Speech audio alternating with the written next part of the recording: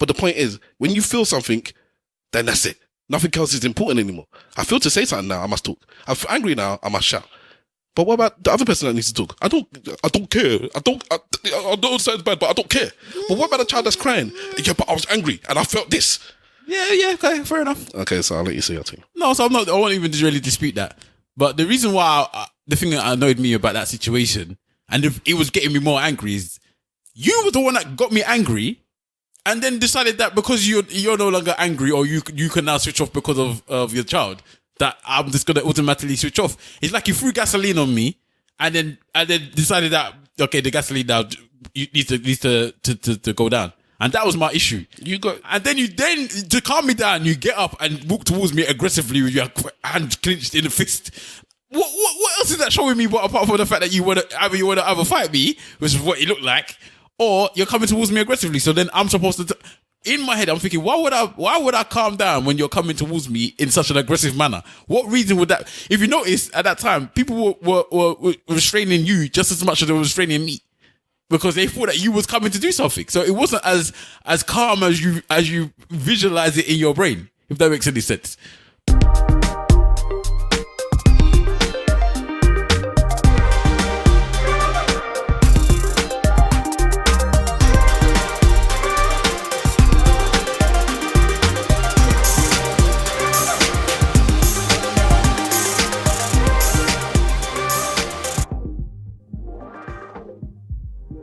Yes. Ladies and gentlemen, boys and girls, cats and dogs, rodents, and other small insects, Merry New Year, bitches. This is episode 105 of the Eloquently Saying Nothing podcast. The brand new year, brand new episode, same old look, same old faces. Season 2. Always say season 2. Why? Because I don't want it to. I don't know why we even stopped the numbers in the first place, but season 2. Because we had a 4-year gap. So just carried on rolling like we didn't leave. All right. Hashtag ESN pod. Joining the conversation on all your social medias at ESN podcast on all your social medias. I am Stavros Boss. You can catch me at Stavros Boss everywhere. And in the room with me tonight, looking over at me, yeah, man, like the Spider-Man meme, is Big Wahala. Yeah, what's good, man? Big Wahala in the building. At Big Wahala on Insta. At Big Wahala on Twitter. Shout out at Simple Simon FB. Yep. Shout out the actor. Yep. DATAC. I don't remember how he spells it. DATACCOR, yeah. Well then, Simple Simon FB. That's what I said. No, I don't think you just said shout out Simple Simon. No, I said at Simple Simon FB. All right, okay. But you can get rid of the rest because I can't even remember Mr. Wolf's one anyway. All right, shout out that actor. That's at DATACTOR on Instagram and Twitter. And shout out Mr. Wolf as what is it? AKA Mr. Wolf on Instagram and AKA _Mr. Wolf on Twitter. None of them blacks are here. I repeat, none of those blacks are here. So you're with the Brothers Grimm, as they call us. The brothers only, unfortunately, due to I guess I don't know, sick blacks. Yeah, sickness, foreignness, timing, people's inability to move, laziness, blacks, man, laziness, blacks. I cannot believe it took if you, the listeners, knew how long it took me to understand who's coming just for this week's podcast, you would understand why sometimes people could say blacks can't get nowhere in life. Hey, bruv, if me and you didn't do it, they could have done it yesterday, 7 p.m. It's you trying to squeeze yourself into it. They could have done it themselves. Are they going to come and get the equipment from me? Because I wasn't there. Well, but it's exactly. So how are you going to do it?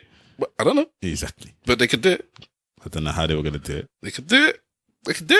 They'd have to get the equipment. There were other times that it could have been done anyways. This is not the only time. But anyways, we're recording on... They could have done it today. They all said they could do it today.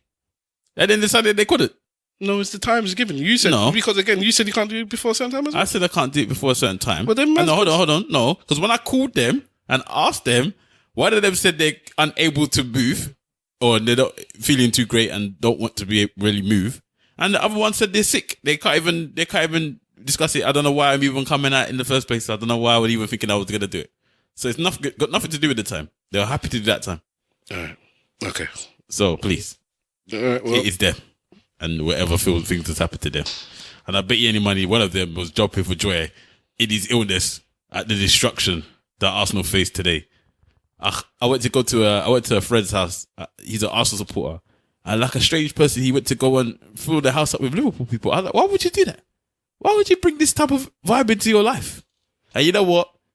I don't know if he's even listening, but Joseph, sincerely Tops's husband, Joseph, he could piss right off. He's been gunning me on Twitter all day today. He can piss right off. Mr. Vance can also piss right off as well. Pioneer as well, he could piss right off. Pioneer's even a Tottenham supporter. Tottenham supporters who lost today still coming out of the woodwork to try and find Arsenal man to cuss them. As is their right, when the Arsenal man loses, regardless of what's happened, well, badly, regardless of what's happened, they lost badly. Not as bad as we did. They did because they was playing at home and winning. We lost. We let in 5 goals. And not in letting. We actually did let them in because we passed 2 of the goals in ourselves. So that's why you get insulted. So as a sensible Spurs supporter, it was bad. You take that opportunity to gun yourself. It was bad, man. It was terrible. I've never. You know what? It's just so typical Arsenal. It was just so typical. We scored the first goal and people were like, "Come on!" And then bang. Just shot ourselves in the foot. I haven't seen it. When you see it, you'll know anyway. Your wife messaged to let me know what happened anyway. My wife is a Liverpool supporter. Not massive supporter or nothing, but end of the day, she supports Liverpool, so she can take her digs at us to this. I knew we were gonna. I knew we were gonna lose against Tottenham. Yeah, I did that. No, I knew that one as well. Because our defense is gone. Well, as soon as Holding went. Little you, that's only like 12 years old. As soon as he went, suddenly none of the defenders can defend anymore. Okay, man, how bad was Holding when he first came? Exactly. Well, he was good when he first came. No, he wasn't. No, it's Chambers that was bad. Holding was all right. No, Holding wasn't good. No, he was all right. I'm not claiming that. Oh, you can Chambers just never stepped up. No. Holding was all right. He wasn't bad. He was just young, innit? So he made little mistakes, but he wasn't bad. He wasn't a bad player. Anyway, bring that little whatever Greek boy, whatever his name is, that got injured. Bring him back because I'll bring somebody back because Zioni's not doing it at the moment. Mustafi, I don't know. They took Mustafi off at halftime, so I don't know why they took him off. And Papadopoulos or whatever his name is, if you saw the penalty he gave away today for no reason, and I don't know, man. I think them not put money on Liverpool themselves, but Liverpool can't win the league. I've never seen a group of supporters that don't support the same team be so united in the fact that Liverpool cannot win the league. Like Spurs man don't want them to win the league. Arsenal man don't want them to win the league. Chelsea man don't want them to win the league. United man don't want them to win the league. City man don't want them to win the league. In fact, most clubs do not want them to win the league. Obviously Everton as well. Very united against the fact that they should win the league. That shows you how much people hate their supporters. Neutral fans. Well, neutral people are happy for Liverpool. Which neutral people? People that aren't massive football fans. They don't care. Or don't support a team. No. Or support lower league teams. I don't think even they want to hear the Scousers. People outside the Premier League, they're happy for Liverpool. Most man know if Liverpool win the league, they're stealing everything around them. They can't win the league, man. Do you think they're going to win? No. I've said it before and I'll say it again. In my lifetime, Liverpool cannot win the league and I expect to live very, very long. In your lifetime? In my lifetime. Well, that's so silly, isn't It's just heartache and pain. It'd be better off to say Spurs than Liverpool. No, Liverpool. I don't think... Who's gonna win first, Liverpool or Spurs? Hopefully both of them. Not hopefully, honestly, who's gonna win the league? Spurs maybe, Before Liverpool. Now they got that new stadium and they've got that big money coming. You never know with Spurs. What big money? This money that they're going to be getting now from the stadium thing. It's not going to make that much of a difference. You know what? It's going to make a big difference. What do you mean? They still have to pay off. It's not going to make... It'll take a while. Yeah, it'll take a while, but the money will kick in. Because remember, they're playing NFL games, this game, that game. They'll get their money. Trust me. It's just NFL games, isn't it? Spurs, and I don't think they're in that much debt with this stadium, Not like we was. Their debt is not high at all. Yeah, I haven't heard anything about their debt. debt. Their debt is not high at all. Trust me, they're going to have money. Well, they need to finish the thing first, innit? Yeah, well, that's another situation. It's a sticky one still. Yeah, man. I don't know what Polish man they got down there doing Polish stuff, but usually them now would have finished by now. So after we get British builders. So right. Like, a cup of tea, mate. It's going to cost you a bit long. Polish man would have slept in the stadium by now and finished it. Literally as well. Slept what they built. I want to finish on time, innit? Yeah.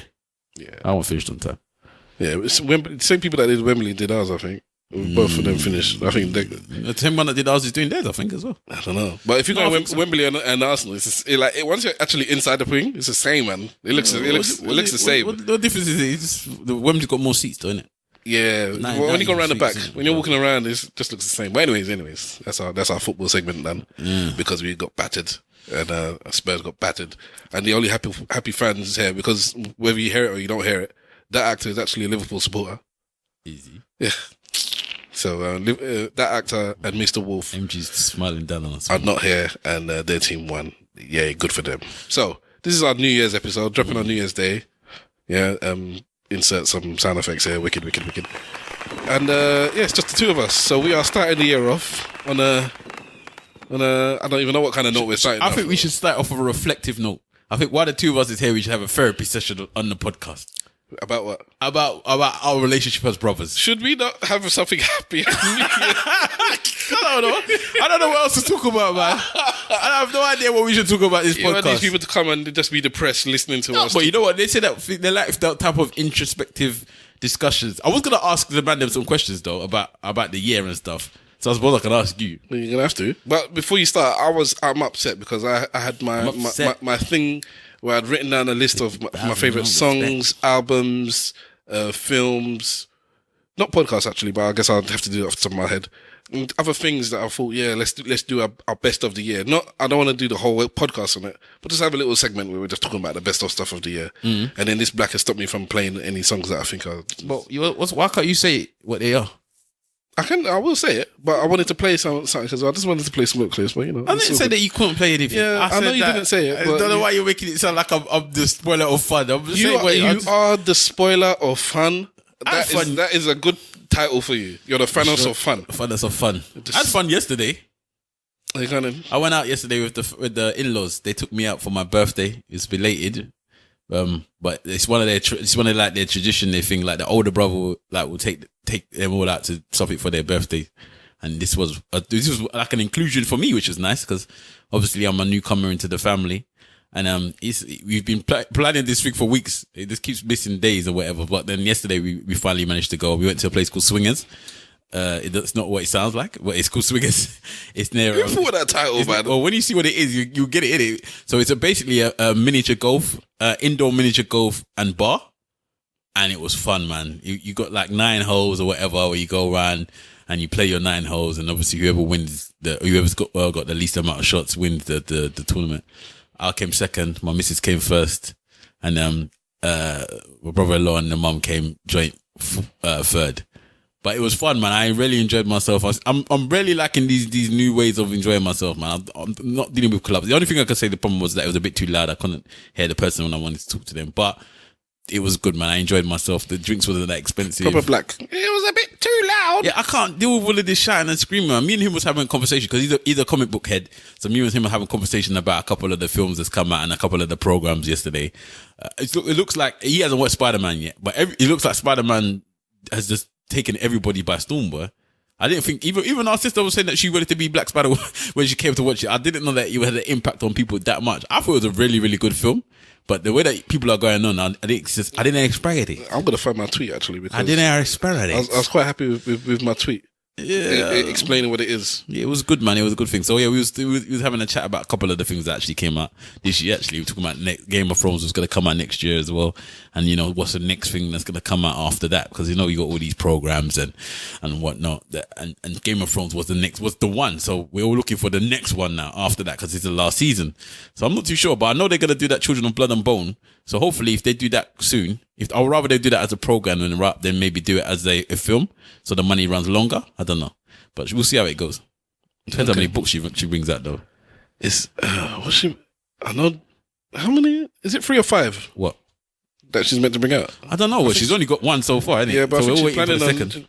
On doing 3 or 5. I think my sister follows her on Twitter because I've just seen her tweets pop up on my thing. Yeah, I thought I followed her as well, but maybe I didn't. But maybe it was just her. But yeah, I'm waiting to see the second installment of the book, and hopefully then we can see how it goes. Because I know that they've already got like a deal already for the program or TV or something. Anyway, she's already got a deal for. I think her one was that when they bought the book, they bought the movie rights as well. Oh, okay. I think if I remember correctly. So I think it was like a package thing. I think that was one of the big things about it. It's like they had that much faith in it in the beginning. It's like, just take the money. This is going to be big. Take the money. I prefer the TVs than the movies, man. I think have you seen that Mortal Engines film? No, I've just heard something about it just today, I think. They've been slating it, saying it's rubbish, but that again, I think was a book before it became a film. I think the guy that wrote Lord of the Rings might have wrote. I think he might have wrote the book. Not 100% sure. I can't remember now. What's that about?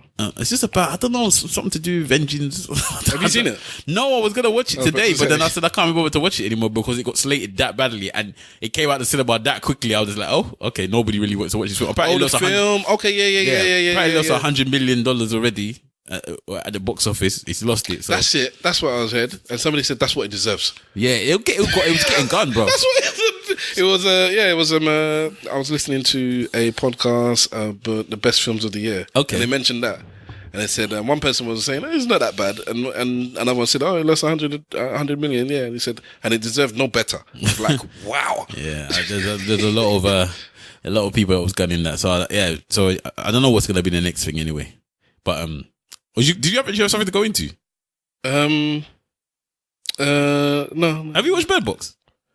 No, but everyone is talking about it. The whole world is talking about Bird Box. I knew nothing about it until I saw people talking about it. Okay, so it's not even like it popped up on my radar and I said, oh, what's this? And I'm a film person. Yeah, see, a lot of people are saying, why did Bird Box make such a impact? Have you seen it? Yeah, I watched it. I watched it yesterday.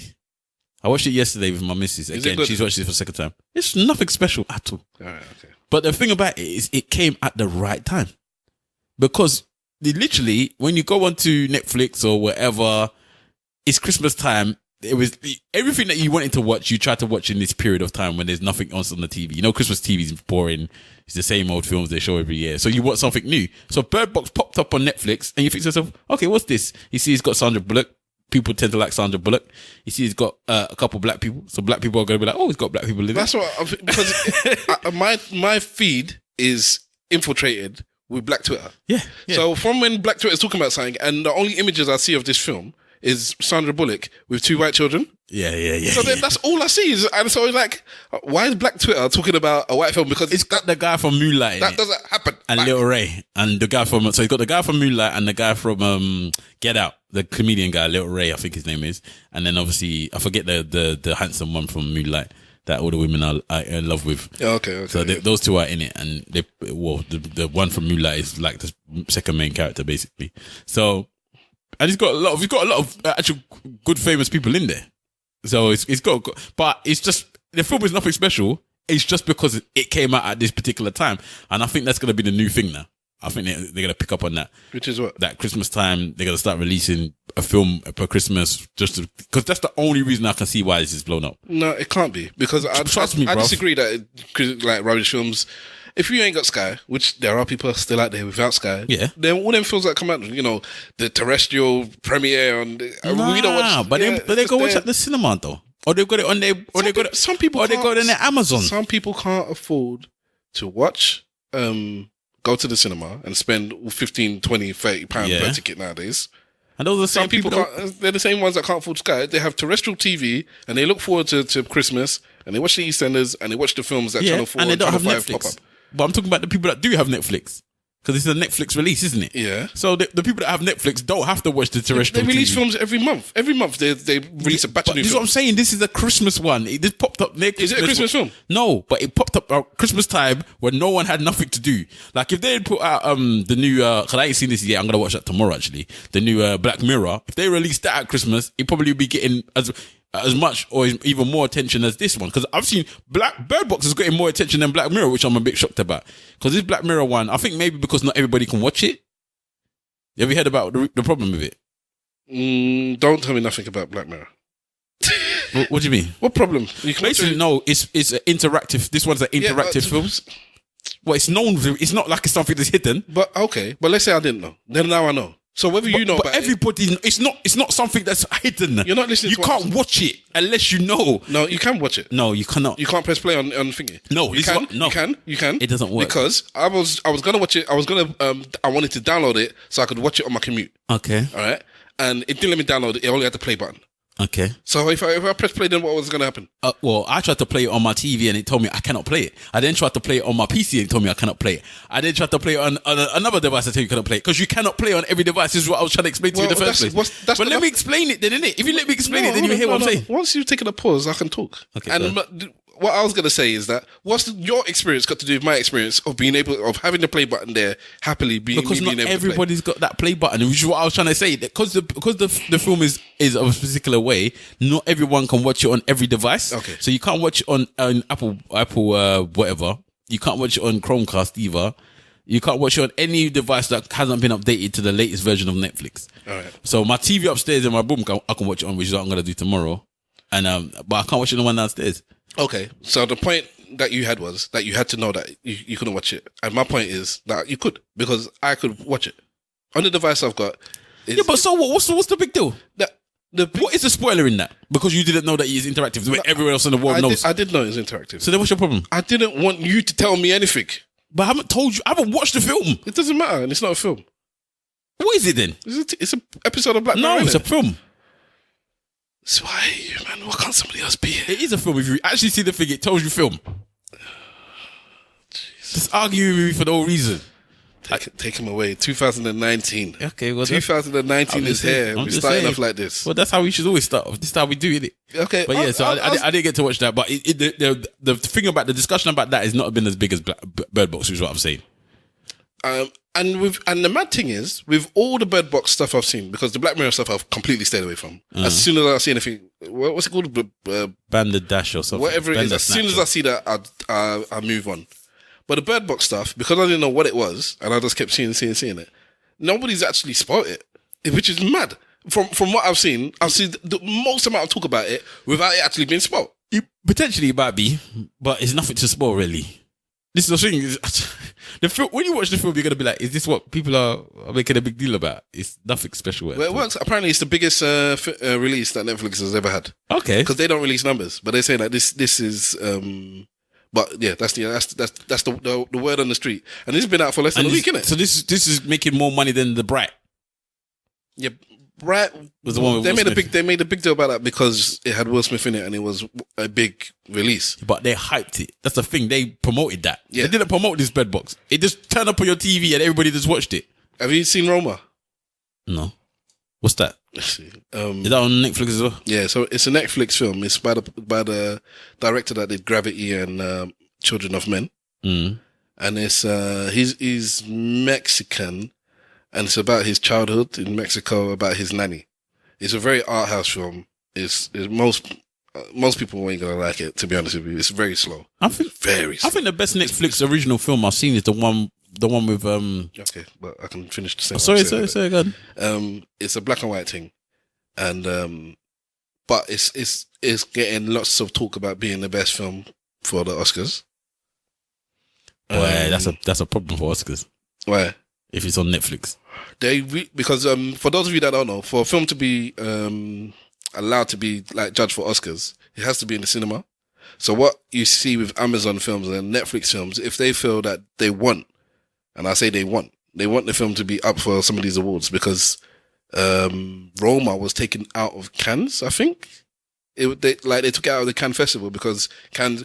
All right, for those of you that don't know about films, yeah, these people that do awards, they're very snobbish about Netflix, about Amazon, about Hulu, about these people that make films for stuff for TV, for streaming services. Yeah, they're very snobbish about it. So Netflix pulled Roma, which everybody was saying is such a great film, because they've been so snobbish about it. I forgot they said they weren't going to allow it to be part of the actual awards. You could watch it, but so they said fine, and just it's not going to be there.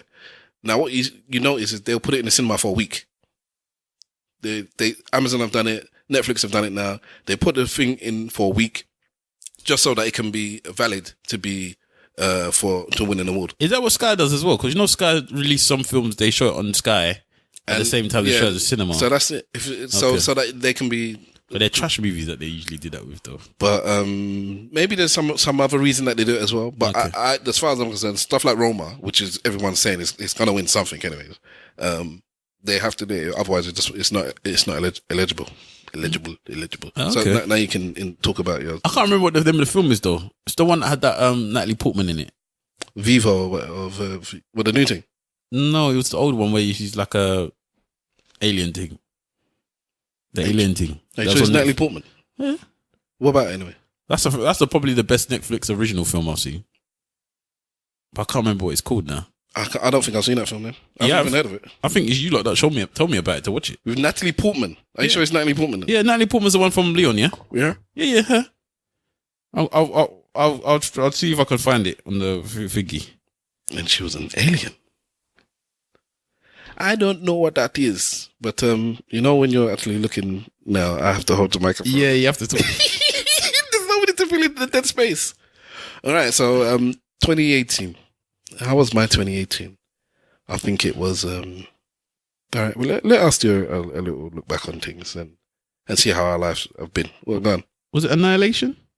Oh, yeah. That come out in like February, March or something. Yeah, I think that was the best Netflix one last season. That was a good film, a very good film.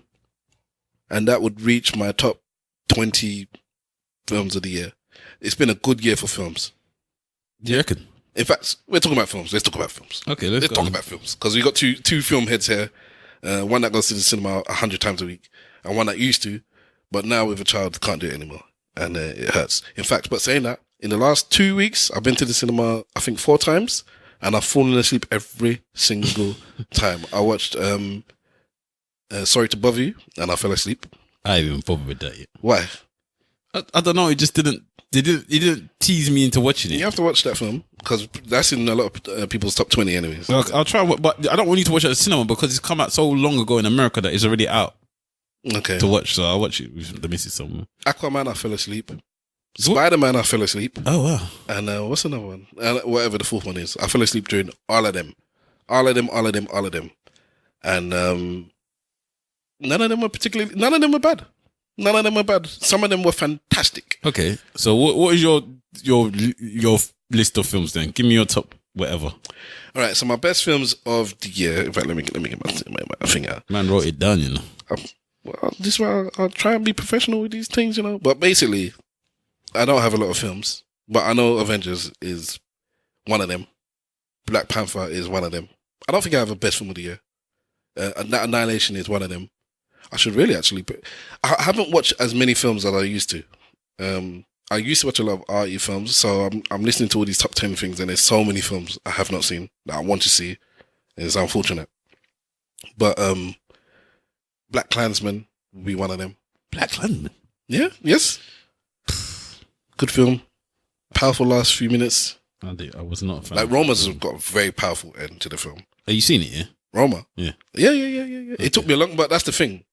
Roma took me a good 3 or 4 days to watch. It's the epitome of having a crescendo. We'll talk about a film that starts off at 0 and ends at 10. That's that. But between 1 and 6, it's like most of the film. It's between 6 and 4 is like the last half an hour. So anyways, so I can't actually include that in my top films. But the last 20 minutes of Roma could be no, because obviously Avengers is there. There's a lot of films I've seen in these lists that I haven't even seen, fam. Spider-Man came in December. Spider-Man Into the Spider-Verse, and let me say what I wrote. I said Spider-Man Into the Spider-Verse is fucking fantastic. I got to use the word fucking before fantastic, so you don't confuse the film as just merely fantastic, because it's not. It's fucking fantastic, and that is how good Spider-Man Into the Spider-Verse is. It is brilliant. I was so... Because I saw that little clip of it during one of the end of one of the other films, I think it was Venom, and they showed a big clip of the film anyways. I was already excited, and I said, this film looks good. Not knowing that when I actually went to watch the film, it was going to be that good. It was wicked. Wicked. It brought the comic to the cinema for real. Wicked. For real. Wicked. Everyone must go and watch Spider-Man. You need to support films like that. And Black Klansman. And Sorry to Bother You. I'm went out of my way to watch that film, knowing the same as you that I could watch it anywhere because it's been out for such a long time. But I just wanted to support it because I know it's going to be in the cinema for 2 minutes, and I just wanted to put my hand in my pocket and support black films like that. Fight the power. I didn't even see it, boy.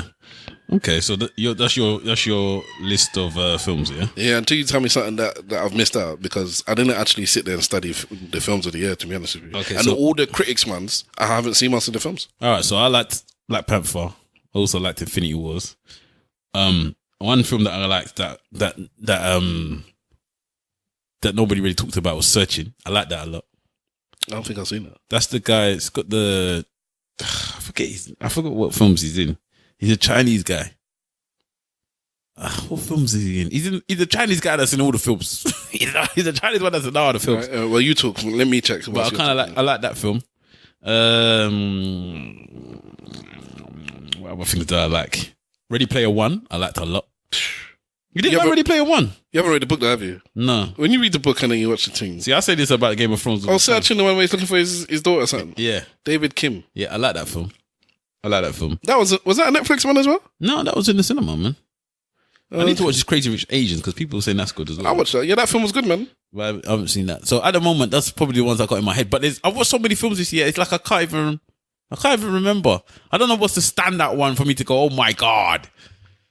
I don't know what the standout film is. That's the thing. Because a lot of the critics is saying Roma. And then a lot of the Man in Monroe is saying Avengers. Yeah, Avengers. Or Black Panther. Yeah.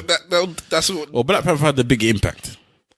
Black Panther actually made more money in America than Avengers, but then Avengers in worldwide made so much money. This is how you know the Far East is racist, because if it wasn't for them, Black Panther would have made a nice bit of change too. But Black Panther made good money. It made good money in the Western world, even more money in certain places than Avengers. But then when you got to the Far East, they were like, nah. I was checking. I was at the time at Box Office Mojo. I was on it, just checking how much is this film making. I wanted to see how big it was going to be whilst it was out. So I kept checking, and then Avengers came out soon after, and I was checking the comparison, and Avengers wasn't overtaking Black Panther in America, and I was like, what? And then as weeks kept going, and it wouldn't catch up. I was like, whoa. But then the worldwide figures, it's like, wow. It went round and round. So Avengers made over 2 billion worldwide. Yeah, but we need to leave Wakanda. Black Panther's 1.3 something billion. We need to leave Wakanda in 2018, bro. Why is that? Because you can't keep Wakanda forever every five minutes, man. It's too much. Is that not what they say? Wakanda forever? No, not when it's not real, man. I'm sick of it. Right? But anyway... Does anyone still talk about Wakanda? There's still blacks there that say Wakanda, bruv. I've seen it. Don't know what's wrong with these blacks. But anyway, I think that's my tops. I can't remember anything extra. I wasn't really fully prepared for this top thing for the films, if I'm going to be honest. I'm probably more albums than the films if we're going to go there. And then go to albums. Are you want to go to albums now? So we're going to do this, get this out of the way and then go into other stuff. Why not, man? Okay, so my top albums will be Pusha T, of course, Daytona. All right. Royce the 5'9", The Book of Ryan. Okay. And again, Victory Lap by Nipsey Hussle. I'll say those are my top my top 3 albums of the year. That's what I'm giving my top 3. Yeah. I like the new Ghostface album, by the way, a lot. There's no replay value for some of these albums for me, man. I think even like I don't know. When it comes to my music now, I've changed, and I've changed in a way I don't even like. I've become such a Master Ace as the album come out with that other guy. No. This is a few years ago. Maybe come out about 10 years ago. It's called Disposable Arts, and it's about rap being like a commodity now. It's just disposable. It's also a concept album. Very good album, actually. By the way, very very good album, and that is what it's like now for me as a listener. It's like I treat music as disposable. Apart from like house is something that I love with all my heart and all my core, and it's majestic to me. So house is like a religion, but rap was like my family, and it's like I've left my family. It's like I've moved out and I come and I'll dip my fork into the pot and I take some meat and then I leave the house. I leave the family home. And I'm just go back to my crib. Yeah, it's not the same. But my point is, this is why. So for me, the rap albums I'm giving is because Royce, I don't actually. It's good, but I don't put it up there like everyone else does. And I don't mean, and it's not that I want to take away from it because I listen to the album from front to back, and it's not really well. Mm-hmm. Not every single song is good, but I can listen to the album. So that's by itself. That's it. That shows something. But Pusha, I would put in there. But the best rap album of the year, as I've been saying over and over again, if you read me on Twitter, is Victory Lap by Nipsey Hussle. I don't think it's even close. And I mean this. It's not even close. But you're not alone in saying that, though. It's in a different league than everything else. And why it's in a different league than everything else is because it reminds me of that 90s. Nipsey Hussle Victory Lap is what you got when I was listening to rap back in the 90s. It was every album was like that. If you release Nipsey Hussle in Victory Lap in 1997, in 1998, it would be nothing special because it would be just like everything else. Because every album back then was that good. Every album you put on, you played it from front to back, and there was one or two songs you didn't like, or one or two songs that weren't the best. But that's what albums were, and that is why I appreciate Victory Lap more so than a lot of these other albums. Because if people keep talking about albums, and I'm thinking, nah, you've let the status slide so far down that you're just saying it. So something like Black Thought, he released I think two EPs this year, and the first one was good, blah blah blah blah blah. But and the second one was good, blah blah blah. The beats were good, the lyrics were good. Lyrically, he was on fire, and the beats were good. But it just didn't feel no structure. I don't know. There was no structure to it. It was just like songs. It's just like somebody gave him a beat and they say, "Yeah, just rap over it." There's no choruses. There's no nothing. Okay, all right. Let's put it this way: with the Roots, their albums are very structured. They're very like organic. They're very like nature. Whereas this one, I think it was when Black Thought was by himself. Now it's like show your skills. Yeah, B. show your chest. Show your chest. Yeah, let's show like the beat best. your chest, innit? Like after that freestyle he did on Funk Flex, is people were like, bruv, you need to do something, and he said, yeah, it's true, I do need to do something, fam. And then he just released beast mode. He went beast mode on Mads, and I've always said that as much as I know he's a good artiste, as much as I know he's a good writer, he's a good rapper, I've never. Unless the thing with Black Thought is when he's competing, he's wicked. When he's on songs with other people, he's wicked. But when he's just on a Roots album, he's just alright. When he does, I don't think he's great. He's very, very, very, very good. No, I think I feel. You know, there's people in life where they're good at something so much, and it get so early that they then just let themselves slide into being. No, they're great at something. And they let themselves slide into being good, and I think that's what Black Thought is. I just think that he's so good that we compare him. We compare him to himself. And comparing him to himself, no, I'm not, because he's not as good as Jay-Z. No, I don't know. I'm not having that. I'm not having that. But my point is, because I can put him on because Common. I think Common fights to be as good as Black Thought is when Black Thought is not fighting. You know, people that you imagine somebody comes out of the womb and he's just tonks and strong, and there's somebody that trained to be trained to be. Black Thought is, I feel, he's just somebody that does tonks. It's like he would win a fight normally, so he never trained. Common trained. I think Black Thought trains, you know. No, I think I think this is my point. I think with Black Thought is when he's against somebody. When he has so you look at back in the days when I actually properly listened to him. When he was on songs with anybody else, then he got mad. But he still spazzes out on his own. But it's a different type of thing, innit? The Roots is a different vibe. It's a vibe. So it's not something for him to spaz out on. Maybe. And then when it was times for him to spaz out on, that's when they allowed him, look, okay, it's your hip hop shit now. You do your hip hop in it. It's not any melodies or whatever. You just go on rap with Beanie Sequel and them, man.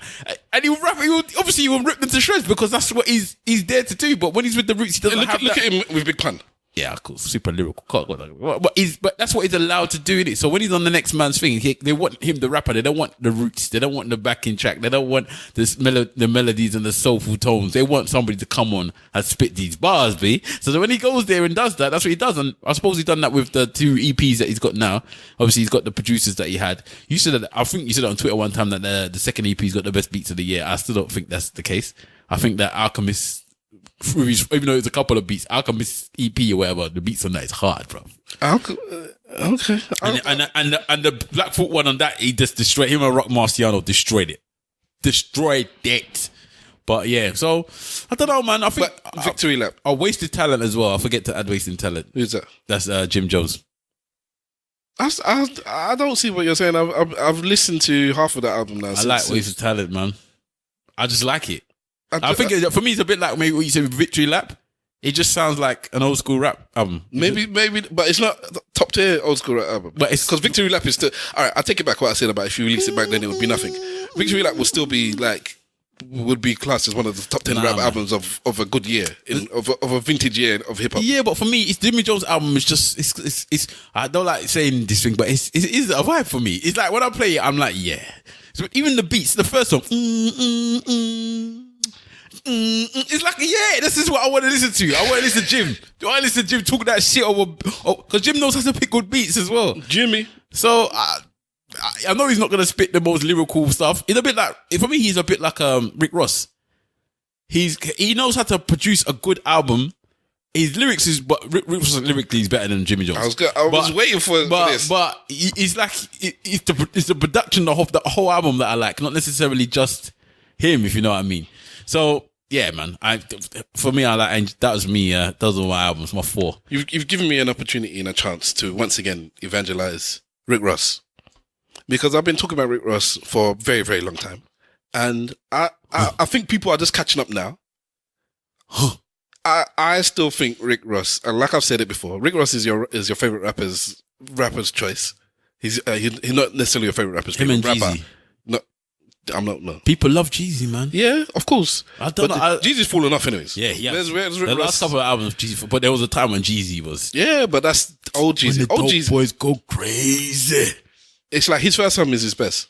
It's always that's the curse. Jay-Z's first album was his best, but he's never like fallen. He's just kind of skimmed. And a lot of people now argue maybe about that, but I still think Jay-Z's first album. Who would argue?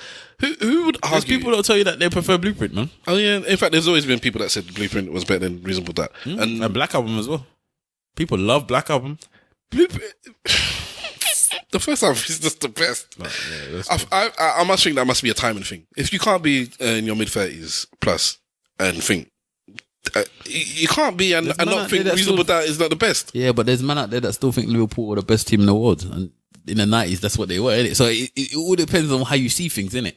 And your timing and your errors and how things are and stuff like that. It's just if you grew up in a certain era of hip hop, every other era of hip hop is just not the same. Like to me and you are having this discussion now, yeah, right? We've mentioned all these albums. We haven't even said Travis Scott. But if you ask these man now who's the best album right now, put Song of the Year. When you get to Song of the Year, I'm coming there. With Travis Scott, I'm coming there. Are you saying Sicko Mode as well, bruv? What is this obsession with people on Sicko Mode, bruv? But why? I don't get it, bruv. I do not understand. We'll get to. I don't even think that's nowhere near one of the best Travis Scott songs. I read somebody say Sicko Mode is the hip hop version of Bohemian Rhapsody. What? Because it splits the different beats. And I said, they got a point, but it's like not as good. I haven't seen it in the club, but people are saying that it's like late. The streets are going mad for it, and listen, I do not understand why. When my daughter can be like I like. Yeah, but I don't get it. I don't understand it. That's my barometer for a tune that's gonna blow up when my daughter is singing it. It annoys me because the best bit of the song is the quickest bit. Is the first bit? Yes. They say I wanna do it for a Louis belt. That bit when he's ready, it's like he was about to go in, and then they cut it, and I'm like, why are you cutting it for? When I first heard the Travis Scott album, I went through the whole thing and I was like, this album is clearly not for me. It sounds well produced. It sounds alright. I think do you like Travis Scott? I only heard that one song that he had, that big song he had before. When you roll on the window, yeah, which I liked. Gonna get on the antidote. Never listened to anything from him before. Popping pills is over. So when I listened to this album, it made me go back and listen to some of his other stuff. Yeah, and then I said, this dude. Clearly he's got quality because I know he does a lot of stuff for Kanye as well. You can hear the Kanye influence in it now. Now that I listen to Travis, I was like, oh, so yeah, clearly he's done stuff for Kanye. But I said this guy is clearly not for me. But I can understand it. It was the last song on his album, The Coffee Bean or whatever it's called, where he just raps normally. There's no auto tune. There's not. It's just, and I said, yeah, I could deal on the new album. Yeah, on the new album, he's got a song where it's just normal. It's just because that's what I say about the rest of his albums. It's not normal. At least I can't cuss him for saying he's the same as everyone else because he ain't. He's different. I think. Yeah, but that last song is a rap. It's like a rap song, a proper rap song. And I said, if you made an album like this, I would listen to the whole thing easily. See, but before that, let me finish. I'm not. When you carried on, did I stop? When you started too good, did I continue? Okay, all right. But Sicko Mode is one of the songs of the year. I don't understand it. One of the rap songs of the year, anyways. I don't get it. Say what you want to say, and then we'll get into songs of the year. For me, the Travis Scott is amazing. It's like a proper. When I first heard the first album of Travis Scott, I was like, "What is this?" Like I listened to him, I was thinking, "I can't like this fool. He's gonna be one of them lean rappers." And I said, oh, "This is fantastic." And I kept on playing it. I kept on playing it. Then the second album came out. I was like, "Okay, he's not gonna make me listen to it again." The second album came out. And I was playing it. This one I haven't really played that much. I think it's just too much music at the moment. That's why I don't really get much chance to go back. So then you that appreciates Travis Scott so much, why don't you understand that Sicko Mode is because I just don't get it. Is a mood. I don't understand it. I don't understand it. Is it because he's Drake's on it or something? I don't get it. The first time I heard it, actually was too much for me. My brain got scrambled. It's like you said, it sounded good, then it changed, then it changed again, and then he's rapping this. My brain because I listened to it in the midst of the album. And the album switches and changes so much, and maybe there's not enough. So it's almost like I didn't know if it was one song or 3 songs, or I didn't know what it was because I was just listening. I wasn't paying no mind. I wasn't looking at track numbers or nothing. It was just there in the middle, and it didn't make sense to me. And then when I saw the video, because we'll get to videos of the year as well, the video was heavy. I can't do video of the years, bro. The video, well, I've seen that video, but I literally just saw it the other day. Videos make me appreciate songs a bit more sometimes, and in this case, I understood that this is actually one song because I heard Drake, and Drake is only at the beginning, and then he's only at the end, and the man just raps a whole song by himself. So that bit in the middle could be its own song. So why is Drake in it at all? So, but yeah, Sicko Mode is one, in my view, of the best songs of the year. People are just saying that's a song of the year. I prefer. See, this is what I'm saying. For me, I prefer Cocaine. See, I knew you were going to say that. Because the song is so bad. Which is what I was going to say. Can you let me say my list first? Because I know you're going to say my blood clot list. Bro, that's the best. For me, that's my favourite song this year. Well, or one of my favourite songs this year, at least. Like I said, I don't see the Book of Ryan as being one of the best albums of the year. In fact, to be honest, if you're looking at best rap albums, then yeah, I guess it's in the top 10. It's, yeah, clearly. I actually see this is a mad thing because I've got Cocaine as one of the top rap songs of the year. Yeah, so I've got it in there. It's in my list. Well, along with Pusha's Story of Adidas. Yep. Travis Scott Sicko Mode and a Jazzanova song, which I might still actually play because it's house and they're not as. So I might actually play this one. Okay. Because cool. most people haven't heard that one. So at least let me play that one. But in the Royce 5'9" album. The song that maybe I prefer, even though I know Cocaine is the best song of the album, I know, like, as an artist, as looking at it, like if you break it down into science and numbers, it's the best song. But the one that I like is the Bubba. What's it, Bubba? The one with what's the name? Baba No.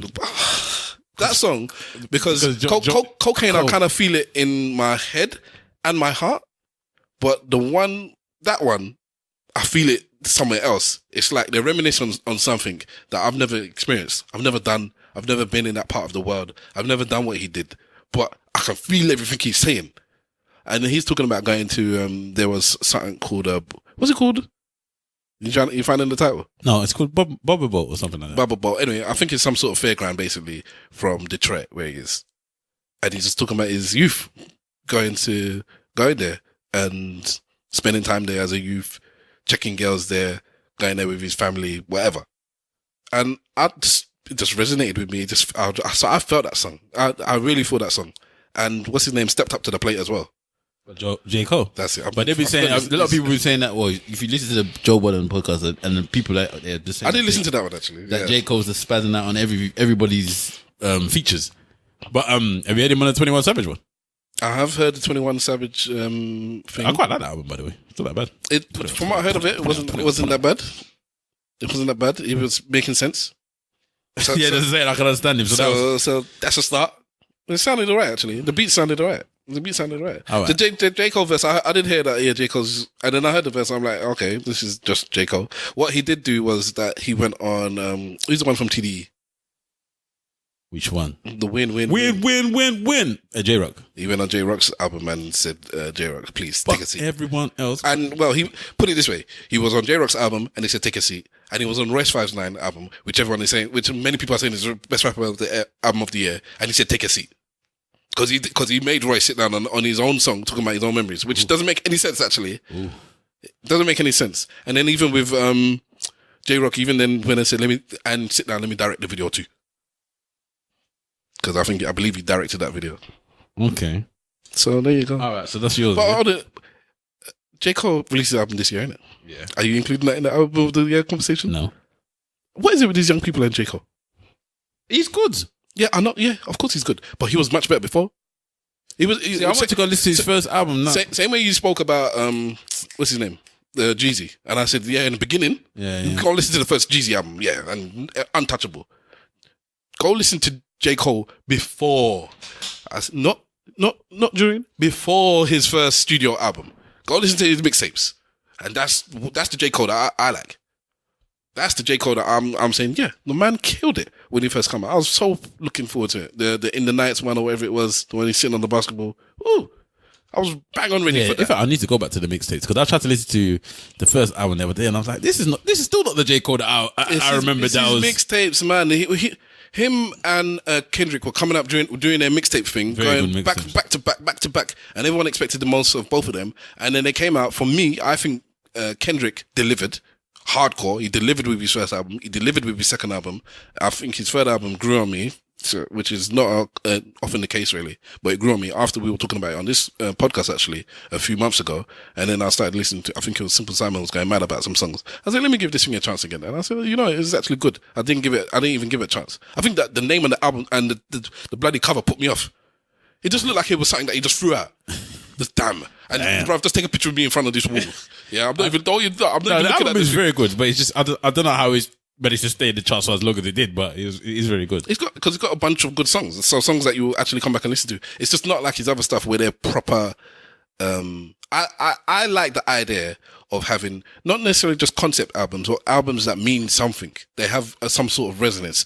This album is about when I was in Africa and I experienced this. This album was about when I went to my family and I had this conversation with my dad. Book of Ryan is an album. Like the reason I'll give Book of Ryan the props is because this is about my childhood, about my family life, about me taking drugs, about my dad taking drugs, about the strifes and struggle. It's not just about me busting out bars, which is why it means something to somebody. So that song I'm talking about, the one I said I'm feeling with J. Cole, he's talking about his youth, his experience with that. The cocaine song we're talking about is his dad was taking cocaine, and he's written a song about his dad taking cocaine. It's also, and he's talking about songs about growing up in playing basketball and neighborhood people that he went to the shop and told him to get out of the shop. So you don't remember me doing stuff like that. Ball, when he came with the five, stuff like that, yeah. So I like those albums. Those are the albums that mean something, which is why I sound like Reasonable Doubt. As much as I didn't get it at the time, it's an album about this is what it's like.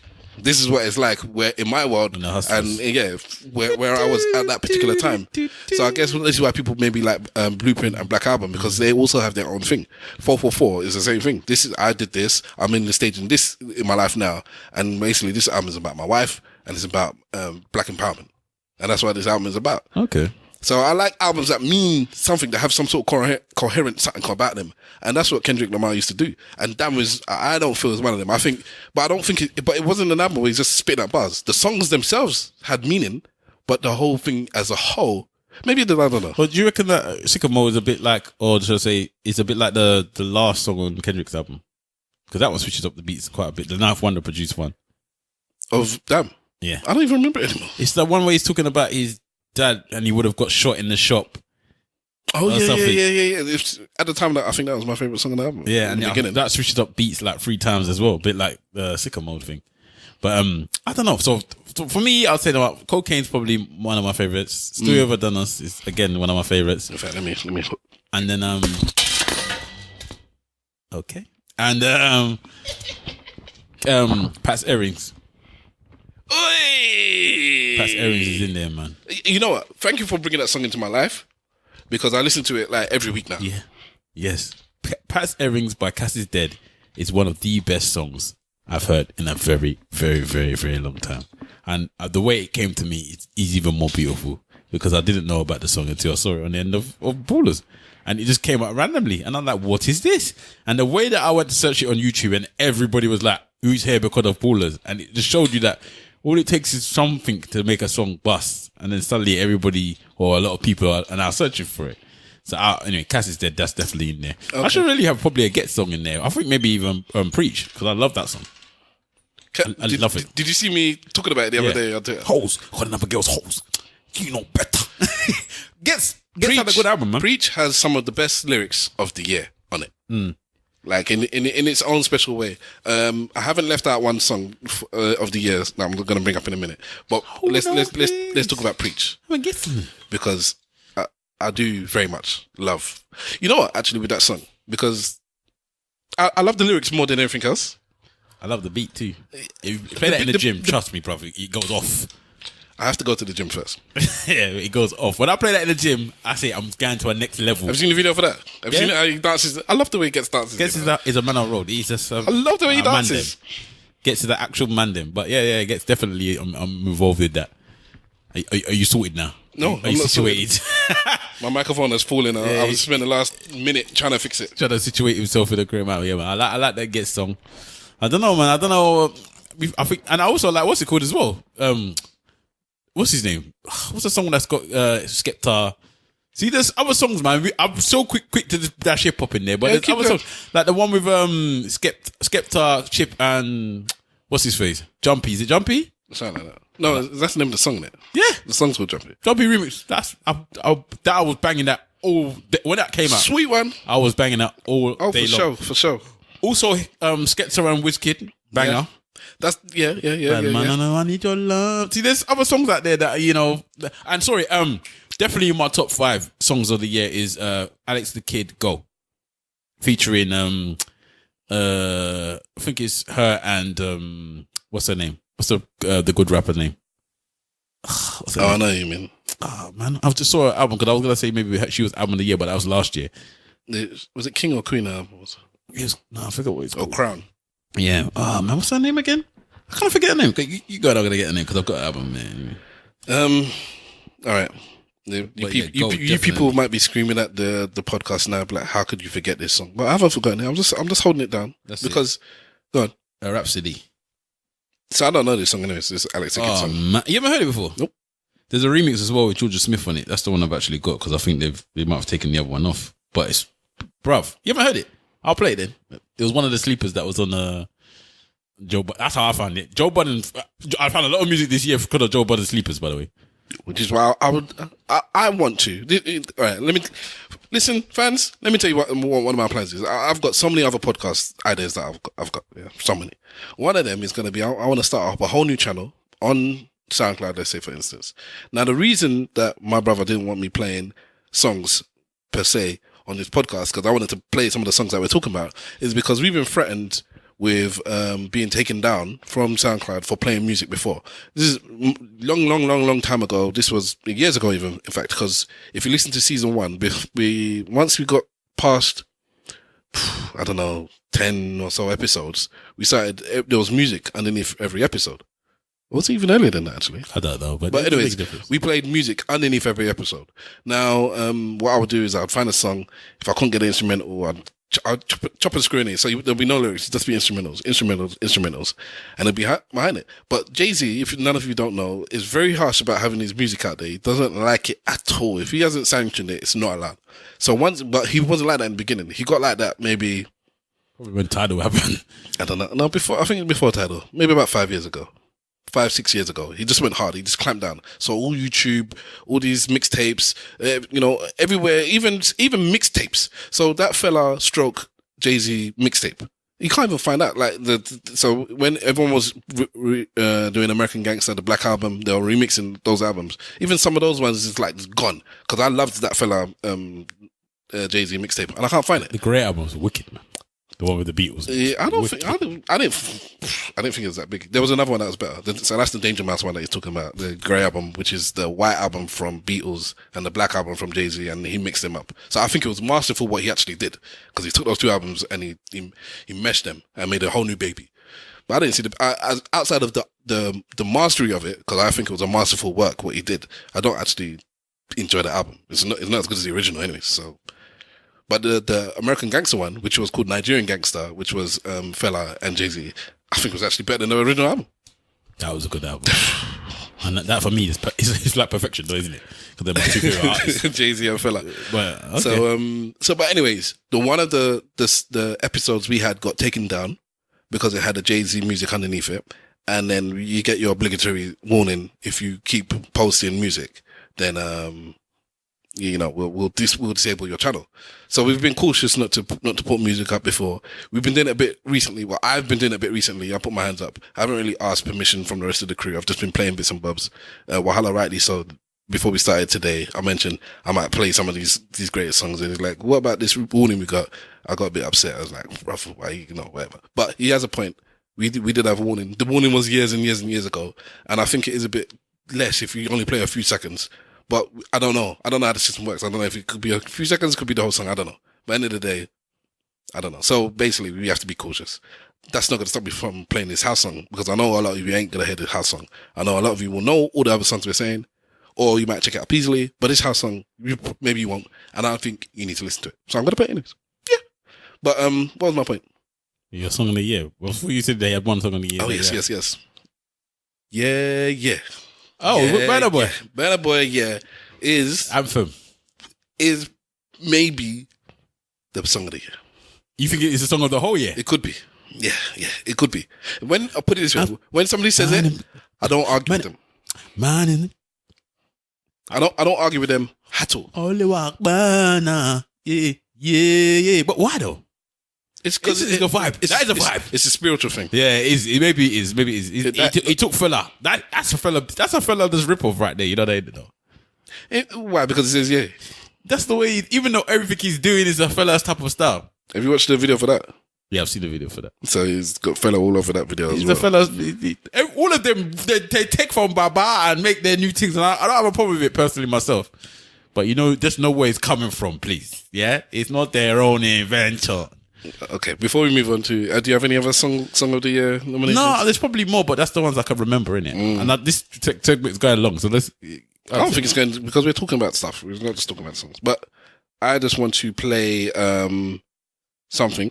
It's by Jazzanova, which is a house... They're not even house, actually. They're broken... I don't know what you want to call them, but they make house songs, or they at least have a bunch of house remixes. And this one is a remix by At Jazz. The song is called In the Morning. And it features Zake's band Tweenie. And I know people the South Africans among you are going to be insulting me because I said his name wrong. But it's Zake's band Tweenie. And he's the one that did Juju with Black Coffee. Okay. So this is one of my favorite songs of the year. It makes me sit down and remember that time I drove down the road and I was screaming in the house and you were missing. This is the song I was listening to, and it's just fantastic. Is there a bit where they have vocals? Yeah. So why do you skip to the vocals instead of playing the song for 4 hours? In the morning, in the morning, in the morning. There's something about house music though. It's the drum pattern. House music is love, is joy. It's a link to God. It's spiritual. Listen to this.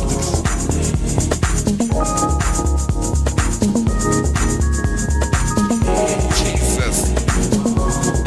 Tell you, when I first heard this song, I broke down.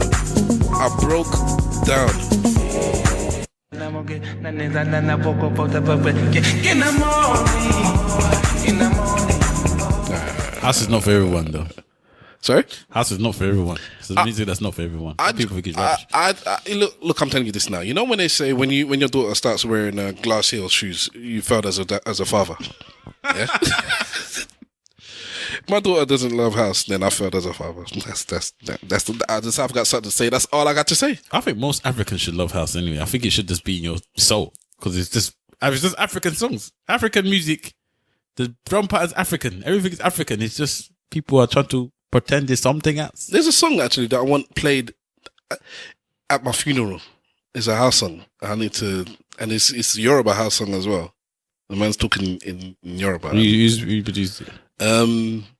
What's his name? The Brazilian guy. Yeah, the one that loves to dance. Okay.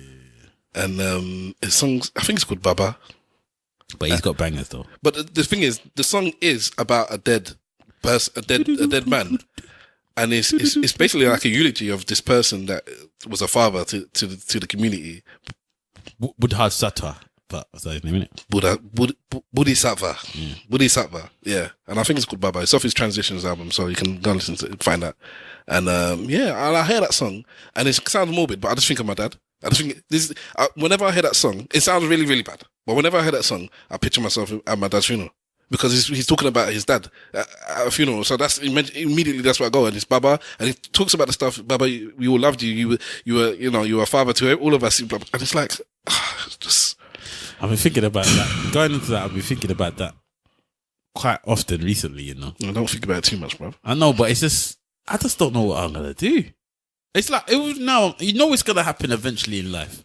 And I see my dad getting older and older, and I see his back is hurting him, and I can see, things are straining him, and I just don't know what I'm gonna do. I don't know what I'm gonna do, and it's something that we all have to deal with at some point, or some people might not. I don't know. Obviously, some people go before their parents, but I just don't know what I'm gonna do. You know, because we spoke about it a few weeks ago. We were talking about morbids. A question was sent in about what you're gonna do if your parents die, and we discussed it and blah blah blah. And I can't remember who I was speaking to after. I don't know if it was the missus or somebody else. And I said, "Oh yeah, we spoke about this." And I said, "My brother was bang on busy what he was at his funeral," and I was talking about when I get to a landmark age in my life. So basically, next year, once I start sorting out all my affairs, one of those things I want to do outside of getting life insurance and sorting out, this and that, and putting all these different bank accounts here and there. One of the things is to pay for and plan my own funeral. So it's not going to be a burden on anybody because these things can be quite expensive, and because I don't want anything flamboyant in terms of a casket or anything like that. I don't want people spending $2,000 or $3,000 on a casket when I'm happy just being put in the ground. Remember we were talking about me made into a tree and all that. Yeah, so whatever. That's not. And then somebody said, "Oh yeah, so okay, so you spoke about it on podcast." I said, "Yeah." So then, yeah. So what did you do with your parents? And I said, and up to now, I didn't even speak to them about it. And up to now, I can't bring myself to do it. I can. It's just I never do. But I wouldn't mind having that conversation. But I don't have a problem having the conversation. But I agree with you with I don't know what I'm gonna do. Now, Stav is very pragmatic. I'm one of those people that sometimes you might see me like a robot. People keep making jokes that I'm a crybaby or, I'm emotional. But when it comes to dealing with life's situations, I think I'm kind of good at it. Stuff that's coming, I know it's coming, good or bad, I can deal with things well. When I know it's coming, I can deal with it well. And I'm a realist. And I know death is coming. But I do not know how I'm going to deal with that. Because my parents are my rocks. That's my life, man. I don't know what I'm gonna do. I actually went there quickly before I came here to go and drop my mum some trainers because she wanted some trainers, so I bought her some new trainers. And I don't know. I just look at them. It was taking her a bit of time to put her trainers on because she's got it was pains and aches. And I just thought to myself, I don't know what I'm gonna do. Every time I see things like that, I don't know what I'm gonna do, and it's a scary thought for me. I don't wanna have to deal with it. But I don't know. Maybe it's the time of the year at the moment. That's why I'm thinking about it more than often. But I just don't want to do it. Just stop thinking about it. Yeah, that's upsetting me, man. But anyway, let's get into some other things. And from that, let's move on to something else. I'm still going into some other things. So, okay, so 2018 is almost over. It will be over by the time. I finished with the best of the list, man. Okay, sorry, go on. Just keep that in mind. Best theatre production. I don't know. I didn't watch many things at the theatre. Did you watch anything in the theatre? Not that I can remember. All right, and Misty anyway. So I'm gonna talk on behalf of Mr. Wolf and the actor and just say Misty, which was fantastic. Best TV program. You're the one that can talk about this because I can't. I'll say for what I watched, Atlanta, especially in particular one episode. Atlanta was a fantastic program. Yeah, but it was great. I didn't watch a lot of TV. Last season of Game of Thrones was great. It's too many things for me to talk about. There's a lot of TV this year. You have to let me know about this before you ask me this type of question because I need to actually go back and think. But that's what I said. Stuff I've watched. That's what I sent. You go cinema today. Yeah, exactly. Instead of sitting there thinking about stuff like this, that's what you went and did. I don't like thinking about this type of stuff. Bores me. Thinking about lists. We're gonna but definitely Atlanta is up there. Atlanta, Game of Thrones is up there. I'm trying to think what else come out. I watched Banshee again the other day, but I think that was. I've never seen Banshee. Oh, Banshee's such a great program. It's not about the Banshee from Marvel, is it? No. It's about one random police guy. Basically, one man that's a robber that goes to a town and pretends to be a policeman. And it's just wicked. It is literally... Is that the Sky one? Yeah. Atlantic? It's on Atlantic. It's a British program? No, it's American. It's on Atlantic at the moment. Oh, it's got the dude from... he's one of the misters in Reservoir Dogs. I don't think so. Is he in Quentin Tarantino film? No. You're talking about Tin Star or something. Yeah, okay. No, it's not that. It's called Banshee. Great program. Okay, all right, okay. It's great. It's got Mormons in it. Stuff like it's mad. Mormons. When you watch it, it's got Mormons. It's got Native Americans in it. It's just mad. I think the town is called Banshee. Okay. Watch it. Talking of Mormons and plays, anyone that's seen Book of Mormon, if you like it, please let me know why. Yeah, I know you lot were saying that was trash. Who's you lot? You and your missus. Can you imagine? The day I proposed to her, that's what we went to watch. Well, that's your business. I'm so disappointed in myself. If you think that was a big thing to watch, what's the difference? I don't understand what the purpose is. Why does that matter? The purpose of what? Of your proposal and that? Why is because that's a taint on the day. The day was a good day. I went, we went out. It was her birthday. Yes, I did the easy route. It was her birthday. I took her out. Surprised her with the ring. I surprised her with the ring, and we had dinner, and we went to a theatre production, and the theatre thing was rubbish. So it's a bit of an anticlimax to the end of the day. It was a good day. Did you get a birthday present as well? That was her birthday present. Ooh. I don't know if that's allowed, Listen, just Christmas now. We didn't get each other anything. Unless you want to count the Twitter trending Links Africa set that she got me and dashed to me with no packaging 2 or 3 days before Christmas. But that's no Links Africa thing's a joke though, isn't it? That's what people get as the joke thing. She got it because I asked for it. Okay, but that's the thing that it's a joke. It's a known joke that Links Africa is. Well, we went where one of the places we went to for Christmas. That's what somebody got. It was wrapped up nicely for them.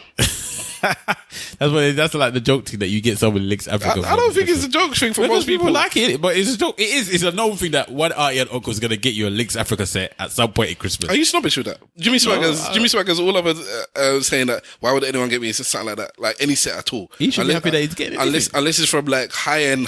Like I can't remember what store it was. He should be happy that people are still thinking about him to give him presents. That's what, like I said. But that's the point. Innit? Don't bother getting me something like that. I'm too old for you to get me. If I was 12 years old, then yeah, that's cool. But I'm a big man. Why would you get me links? Because he's giving you something that you would. For me, I prefer you to give me something I would actually use than something I won't. But he wouldn't. That's the point. He wouldn't use it. It's like, this is beneath me. I wouldn't use that. What, shower gel? Listen, there's some people that snobbish with shower gel and with deodorant. Somebody gives me links, I'm gonna wash my ass with it. I don't know what the problem is that people have got issues with that, man. What's the problem? I don't understand. If you gave it to me, I'll be happy that you gave me something. That's the fact that you've taken the time out and the money that you've got to make that thought and get me that. I would have no problem. Christmas, I'm a bit snobbish when it comes to birthdays, but Christmas, if you get me something, I'm just happy you got me anything. But my birthday, I'll prefer you get me something I want, not just any random thing. Don't worry if you're just gonna get me something random. Yeah, speaking about that, obviously my 40th is coming up in a few months. I've told my missus what I want, and it's way too expensive for me to expect her to get it. So you lot are gonna have to chip in. Thank you very much. I'm gonna get you nothing for your birthday. Yes, you will chip in. I'm not my. You will chip in. No, not this year. You will chip in. I'm not even joking as well. Not this year. You will chip in. All right, if you keep thinking that, you will chip in because I'm not. As you know, I've got my own missus' birthday this year and my wedding. Sorry, bruv. You were chipping. Yo, I'm not chipping in. So chipping. If you feel like you're in a present this year, you do what I do. I buy it for myself. You were chipping. Okay, keep thinking that. Man's have to run over to different countries for your stag, like we did for yours. Yeah, and then I didn't ask you for nothing after that. Okay, that's how many years ago now. I'm saying to you now, don't think I'm gonna chip in for anything. You were chipping. Okay, I will throw it. I'm not even joking as well. We're gonna have this back and forth on this debate. I don't have the pays, bro. Right, we'll wait until my birthday comes in 6 months' time. Okay, we'll see. I don't have the pays. Best music video. I don't know. I don't watch any of these music videos. I just told you this already. All right, then I'll give you a list. We got the Sicko Mode aforementioned by Travis Scott because I think the video is good. ASAP Rocky, ASAP Forever, and all of ASAP Rocky's videos. The ones from this album. What's it called again? This album? I don't know, bro. Why are you so frustrated though? Because I'm bored now. I'm just like, Okay, fine. This is my point. Carry on with your list. No. You cannot say that I'm not the negative person because I'm just talking about our best of the year. We've been talking about best of for almost an hour. Yeah. How much more best of can somebody listen to? All right then, bro. What do you want to talk about? You cannot have it both ways, by the way. So when I'm there and you don't want to talk about it, that's fine. And it's only 2 of us to hear now. So what do you want to talk about? I wanted to talk about stuff. If you're going to talk about your year, I'd rather talk about more personal stuff. If we're going to go all right. So this year, 2018, yeah. What do you feel like you have accomplished this year, for one? And what do you feel like you've done badly throughout the whole of this year? You haven't done anything either side of that. You don't think you've done anything badly this year? No. So there's nothing that you can look back on and say, you know what, I don't think I should have done that, or this is something I could have done better for myself. I don't look at it like that. Okay, so how do you look at it then? It would have to be like really bad on the scale for me to start thinking like that. So you know, even little things like yourself, like maybe I could have achieved this better with my job or this, that, and other. You don't have those types of thoughts throughout the year. I'm a perfectionist. What do I do that's bad? So you think that you do everything perfect? No, but when I try and do something, I do it well. This is why Yes, you lot, exactly. this So is if you why you lot complain about me If you doing try stuff. to do something well and you haven't done it well, then isn't that something that But we you do. thinking of? But So everything you try to do well, you've done well. Listen to what I said. Listen to what I said, and then there's no problem. Go on. I said it has to go quite far down for me it to be an issue for me. So let's say, But then you can't be a perfectionist then. Days, you want to fight me, man? That's what you want to do. That's what you want to do. But does it not make sense what I just said? No, listen to what You're a I'm saying. perfectionist, but it has to go quite down far before it affects you. Yes, you said you're looking at your life or the year or the previous year. What have you done? It basically, both sides of the fence. In things you've done very well, things you've done very poorly. And poorly. You didn't say very poorly. And I say, for me to go onto that stage, I would have to go quite far down the level. So let's say 0 is the medium and plus 10, minus 10. I'd have to be down to -7, -8 for it to bother me. Yeah. Okay. Yes. Yeah. Okay. All right. So I haven't been done there with anything. Now, being a perfectionist means that yes, you want to be plus 10 or like let's say 9, 8, 9, 10 on everything. Yeah. But then let's say I am 8, 9, 10 on everything. So then what? But you're not though. You say that. What am I not? Okay. Okay. So you think you're 8, 9, 10 at everything you've done. The things I am trying to achieve. So let's say, for instance, okay, there's a lot of stuff in your life that are just they fall but beside the. I don't know what you want to call it. There's just nothing things in life. You could say something simple like, all right, me cut my beard. I cut my own hair. So I cut my hair off and I shave my beard. And sometimes I do it well and sometimes I don't do that well. It's not that important though. It's not killing me. It's not life. Now, let's say I was trying to lose weight, which I'm not. Then I would say that I would have failed. I would have gone quite far down. But let me finish, but I haven't. So that's it. What is it that I do on a day-to-day basis that's important to me? I look after my family. And I do this podcast, which is what I want to do well, and I do them well. You get this podcast, everything in the podcast is well. I don't even know what you're saying because I'm too busy talking, and I just want to. Sorry, say what you're saying. Are you upset that the person you're upset that the person is upset that you don't let them finish talking? I just think that you're talking in a point that I could ask you a question for what you're talking about. But if you're not, I don't want to fight over it. So if I'm asking you a question. I'm asking you a question. Sometimes I think you're talking for a long period of time. So what? So I don't know how long you're gonna go. So before you get so long that I can't remember what I'm saying, I'll just say what I'm saying there and then. So in essence, because I want to talk, I don't care what you have to say anymore. If that's how you want to put it. Well, then you can't get upset with. Anyways, okay. I'm not upset with you. I said carry on, say what you're saying. I can't remember anymore because you keep cutting people off. Which is what I have to say. What I want to say when I remember it. Anyway, I disagree with your method because we were talking about it from last week, and there was things that I said I wanted to talk about. And he's like, "Well, why didn't you talk?" I said, "Because other people were talking," and you got upset with me. He's like, "Well, then you need to talk." I said, "Bruv, do you not get that other people are talking and you need to let people finish?" The fault that why did you talk? And I said, "Yeah, because other people were talking," and you got vexed with me like. Doesn't that make sense to you? That let people talk, let them finish. I do actually want to hear what people have to say as well as talk as well. Other people had interesting things to say. You have something interesting to say. Let you finish and then talk. No, I must cut you off because I have something to say now, so I must cut you off now. I never told you to cut them off. I said that you should say it after you finish. No, there's only so much time. Exactly. So that's not what you're saying to me now. Is not what I was saying. I disagree. I was saying that you should give them. When they finish, you should say what you want to say. Yeah, but if somebody else has jumped in with their own valid point, then let them finish as well. Okay, fine. But sorry, I cut you. That's not. I didn't want to make it into a situation. No, I forgot what we were even talking about now. So do I because you keep cutting people off. But if you had let me just say what I'm saying. If you had let me finish saying what I'm saying, then I still wouldn't have remembered what I was saying. Then you need to learn to log something in your memory. You need to learn that when somebody says A, B, C, D, E, F, and when D comes, you think, oh yeah, there's something to do with D. You need to log that D in your brain until they finish the alphabet, and then say, all right, then now that you've got to Z, when you said when D, blah blah blah blah blah. For me, that's not natural conversation. To let people finish is not natural. No, I'd say when you say something that I think I need to say something in return of, I say it there and then. I don't wait until you said another 4 or 5 things and then go back to option 2. I just say it there and then. So if you said to me, you know what, I like chocolate, I like dog food. What? Why do you like dog food? I'm not gonna wait until you finish your list before I'm gonna ask you why do you like dog food. I'm gonna say, hold on, why do you like dog food? That's the first thing I'm going to do. I'm not going to wait until you finish, then ask you why I like dog food. Because that's just the way I talk. Other people, yes, I understand that most people in the world, or maybe not most, but I'm assuming most people because you lot make it sound like I'm a criminal.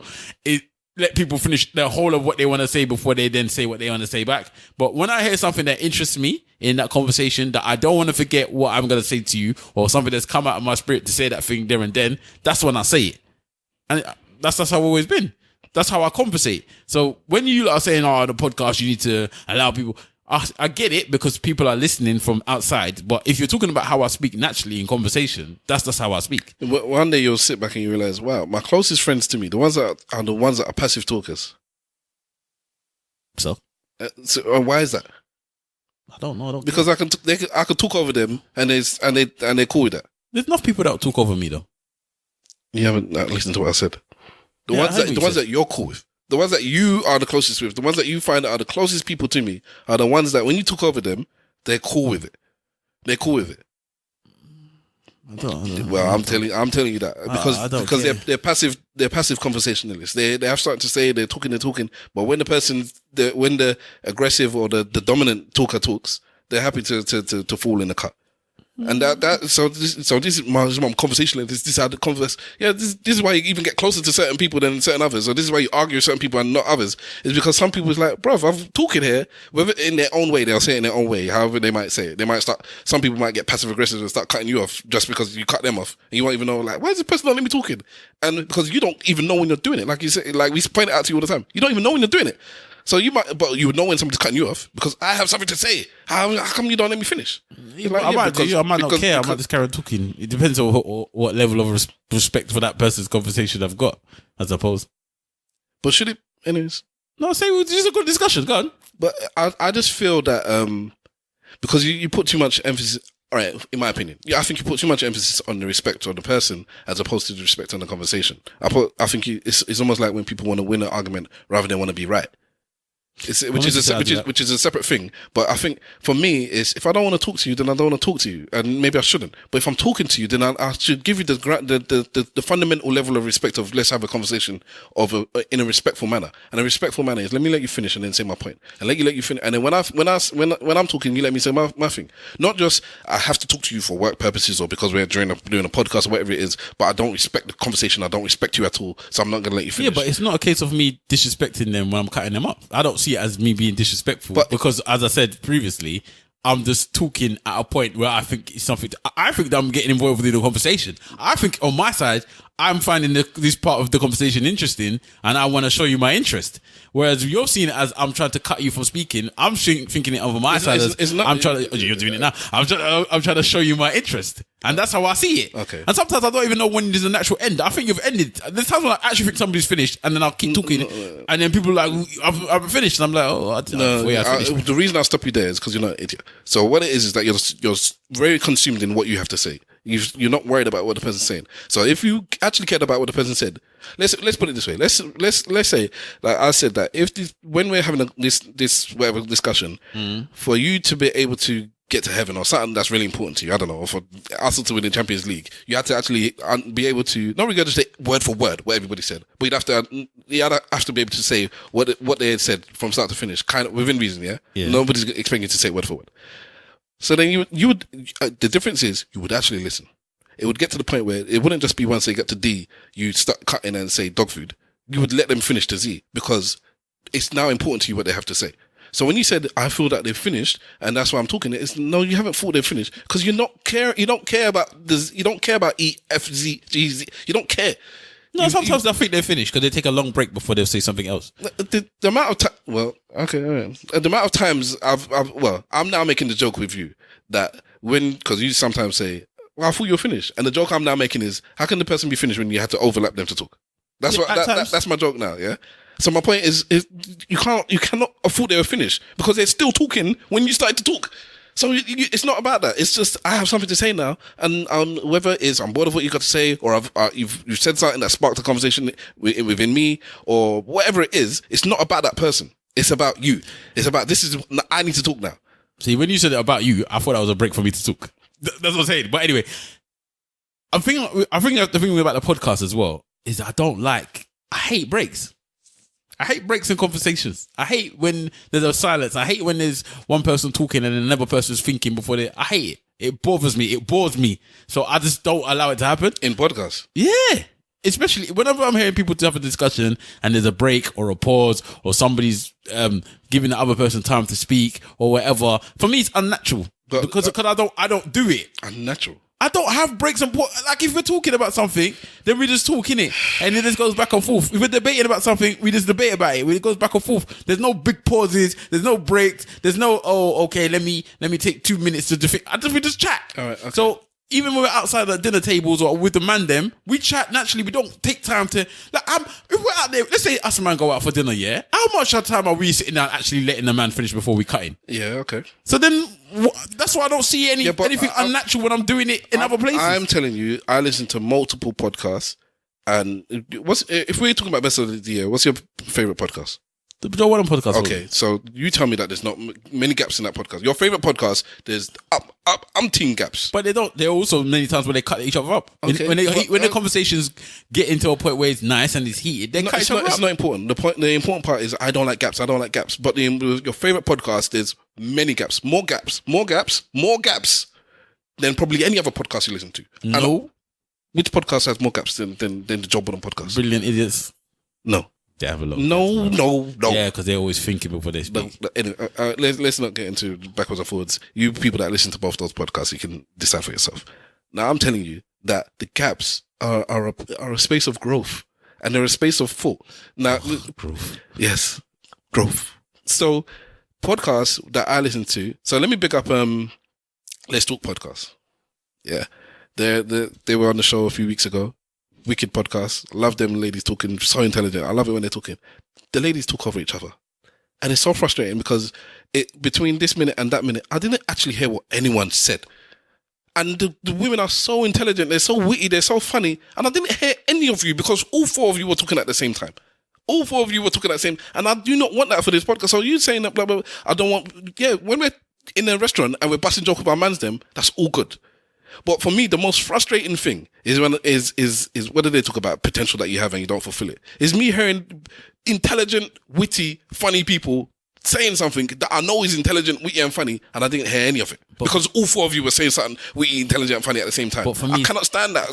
So I don't. That is something that I don't feel is good podcast etiquette. But for me, it's unnatural. So you always say to me, podcast should be people just having a conversation, blah, blah, blah. But that's how I have a conversation.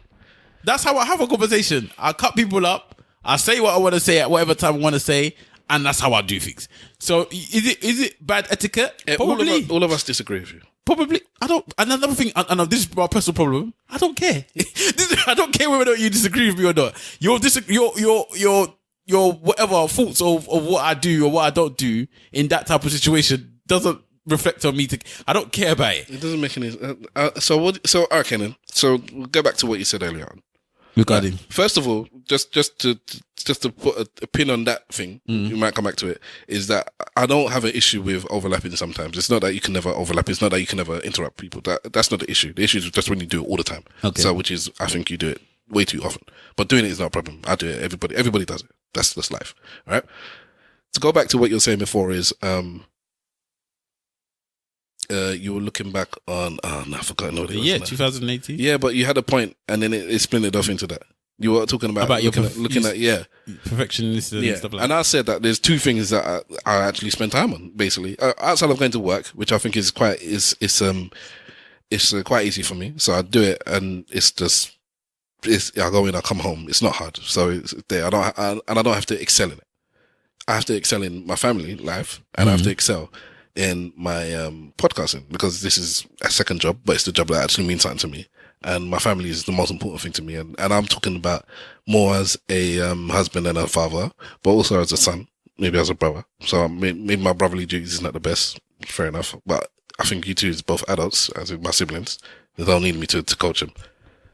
Me as a son, I don't think I do too poorly. And me as a husband and a father. So what I think is I reach my level of 7 and that's it. So I don't think of nothing else. So when you said the good things and the bad things, that's what I'm doing. If I'm trying to do 10, let's say I'm trying to make more money and I failed, then fair enough. But I didn't. Okay. All right. So let's talk about this siblings thing because it's a topic that I think is it comes up quite often in the podcast obviously the rest of the man then always like to make light of the fact that we constantly argue with each other and stuff like that. I don't know about from my perspective. Obviously, I know my perspective, but from your perspective, does it bother you the way that we are perceived by others outside? No, I don't care about what other people think. No. Okay, because it's I no idea why, but it seems to be a thing that we're supposed to, and I don't get it. I know that me and your relationship is not always the best, and we don't always get along with certain things and certain conversations. But I think the one thing that we are quite happily in agreement of is that we do not care about what other people from the outside look at us in a way of how we are. What I know, I bring everything back to my daughter a lot of the time, so I know it's a bit tedious sometimes. But that's one of the things I must teach her, that you don't worry about what other people are thinking. That's important. So I don't know if our parents taught us that in the wrong way because they didn't, because they're the exact opposite. They're your typical Nigerians. They what other people think is important to them. It's the standard. So why so much it's not that way with me and you? I don't know. But I won't say they're typical. I won't say they're as bad as others. They care about what other people think about them a lot. They dictate what they do. One of the things that he did the other day was just because... I'll tell you after the podcast. I was so upset. I was like, you doing this long thing. Like, he was doing something good. But because somebody didn't know about it, and they said something bad about him, and it's like, so he's doing that now a long way, so that everyone knows. But I'm like, Daddy, you were doing it before. He's like, yeah, but I was getting insulted. Yeah, but you were doing the right thing. There was nothing wrong with what you're doing. In fact, the way you're doing it before was right, because it went directly from A to B. Now we're going some long way around the thing just to do the same thing you were doing before. It's like, yeah, but I can't have, basically. My name is my name. Exactly. I can't have people. I'm like, I was so disappointed. I'm like, Daddy, just to save face, because if you weren't doing it, I could understand it. Like, now I'm doing it, I want to show face. Okay, cool. But you were doing it before. And I said, your status, and because what my brother said about my name is my name, that's my dad. Everybody, I said, anyone that's stupid enough to believe anything like that, then that's their business. So that's how it is with me. I put myself in high standards. I live my life to a high standard of being a human being. Now, if you know me and you think I could do this, or I'm that kind of person, then I don't even put it on myself anymore. Okay, so sometimes. But if I take the emotion out of it, it's like, well, that person is such a poor judge of character. Well, that person is that person, because it's not me. Because all I've ever showed is greatness. So if what they see is flopping and forgery, that's them. It's not me. You know, some people take themselves and they put it on other people. So no. Okay, so let's go back to your daughter then, because you mentioned that now. Yeah. So what about how she sees us as brothers? What do you mean? So if she was viewing us the same way that other people viewed us, as dysfunctional, and I don't know what else other people see us, disappointing in a way, I'll say, in certain respects. In fact, Web Slinger wanted to do a whole program of us relying on the fact that we're going to argue throughout the program. That was his whole reliance, that we would argue, not even care whether or not we would even agree on the same thing. You just assume we were going to argue. What would you feel about that if your daughter thought like that? Uncle Wahala and Daddy Stav, they always argue. They don't seem to be able to have normal. I don't know how people see it, but they see us whatever they see us. That's what she sees, isn't it? And you wouldn't feel away by it? There's certain aspects, if you want to get into it, because we had an argument the other day. We were proper argument, shouting. My brother was throwing things around the living room, and I got angry. He got angry. And then it wasn't until I noticed my daughter got upset that I immediately stopped. And it wasn't even me that noticed, it was my wife. She told me. So basically, this was in the family home. Everybody was there, including my daughter and my wife. And, well, not everybody, but a lot of the family were there. And then my wife pointed out, oh, you're upsetting the child. Because we were going mad, yeah? So once she pointed it out, I stopped. And then I told my brother, calm down, the baby's there. And he didn't stop. And I told him to hold on, no, this is important. And I told him to calm down, the baby's there, and he didn't stop. And I told him again and again and again. And I got up and I told him, calm down. I don't know the exact words I was using, so I don't want to get caught up on semantics. But basically, I was quite forceful in can you stop? Because the child is here. Yeah, you're angry. I'm angry. The child is getting upset because she was the only child there. They were young adults, but she's a 2-year-old now crying. Because her dad and her uncle are close to fighting each other. Now, it wasn't until then, and I haven't told you this, actually, I'll tell you on the podcast. After that, because later on, he thought that I got into his face. I'll let you explain yourself later on if you feel I'm saying anything wrong. And it made him more aggressive because he thought I was challenging him because I stood up and I got in his face. As I was telling him, the child is upset, stop. That's what I was saying at the time. So clearly, going back to my point, it doesn't actually matter what I'm saying. You think what you're thinking. You're too busy worrying about yourself. Your actions didn't match your words, did it? Well, of course it does. Because I told you many times to stop before I got to the... Yes, I did. Okay, you keep thinking that. All right, okay. Anyways. It wasn't until after then, later on, a few hours later, you called and said, basically, you're sorry about that part of the issue. Let me not talk about anything else, but you didn't mean to upset her. You didn't get it at the time. That maybe you was upsetting the child. Yeah, because she had gone by that time. Yeah, but she can still hear us. I don't mean nothing. But children are not dumb. Anyway, so I think you know that. They're not dumb just because they're not in the room. Doesn't mean they can't hear stuff. So that's that. And that made me think, can I leave this girl with this boy if he doesn't understand that when I tell him to stop shouting in front of the girl, he cannot do that? Why would I get into an aggressive point? No. The point is not with her. It's nothing to do with her. This is the point.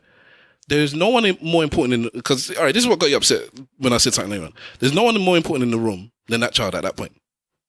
In my view, in my opinion, not because she's my child, because if it was my niece and my child is now 20, and then my niece in the room is 2. There's nobody more important in a child than that 2-year-old, right? Okay.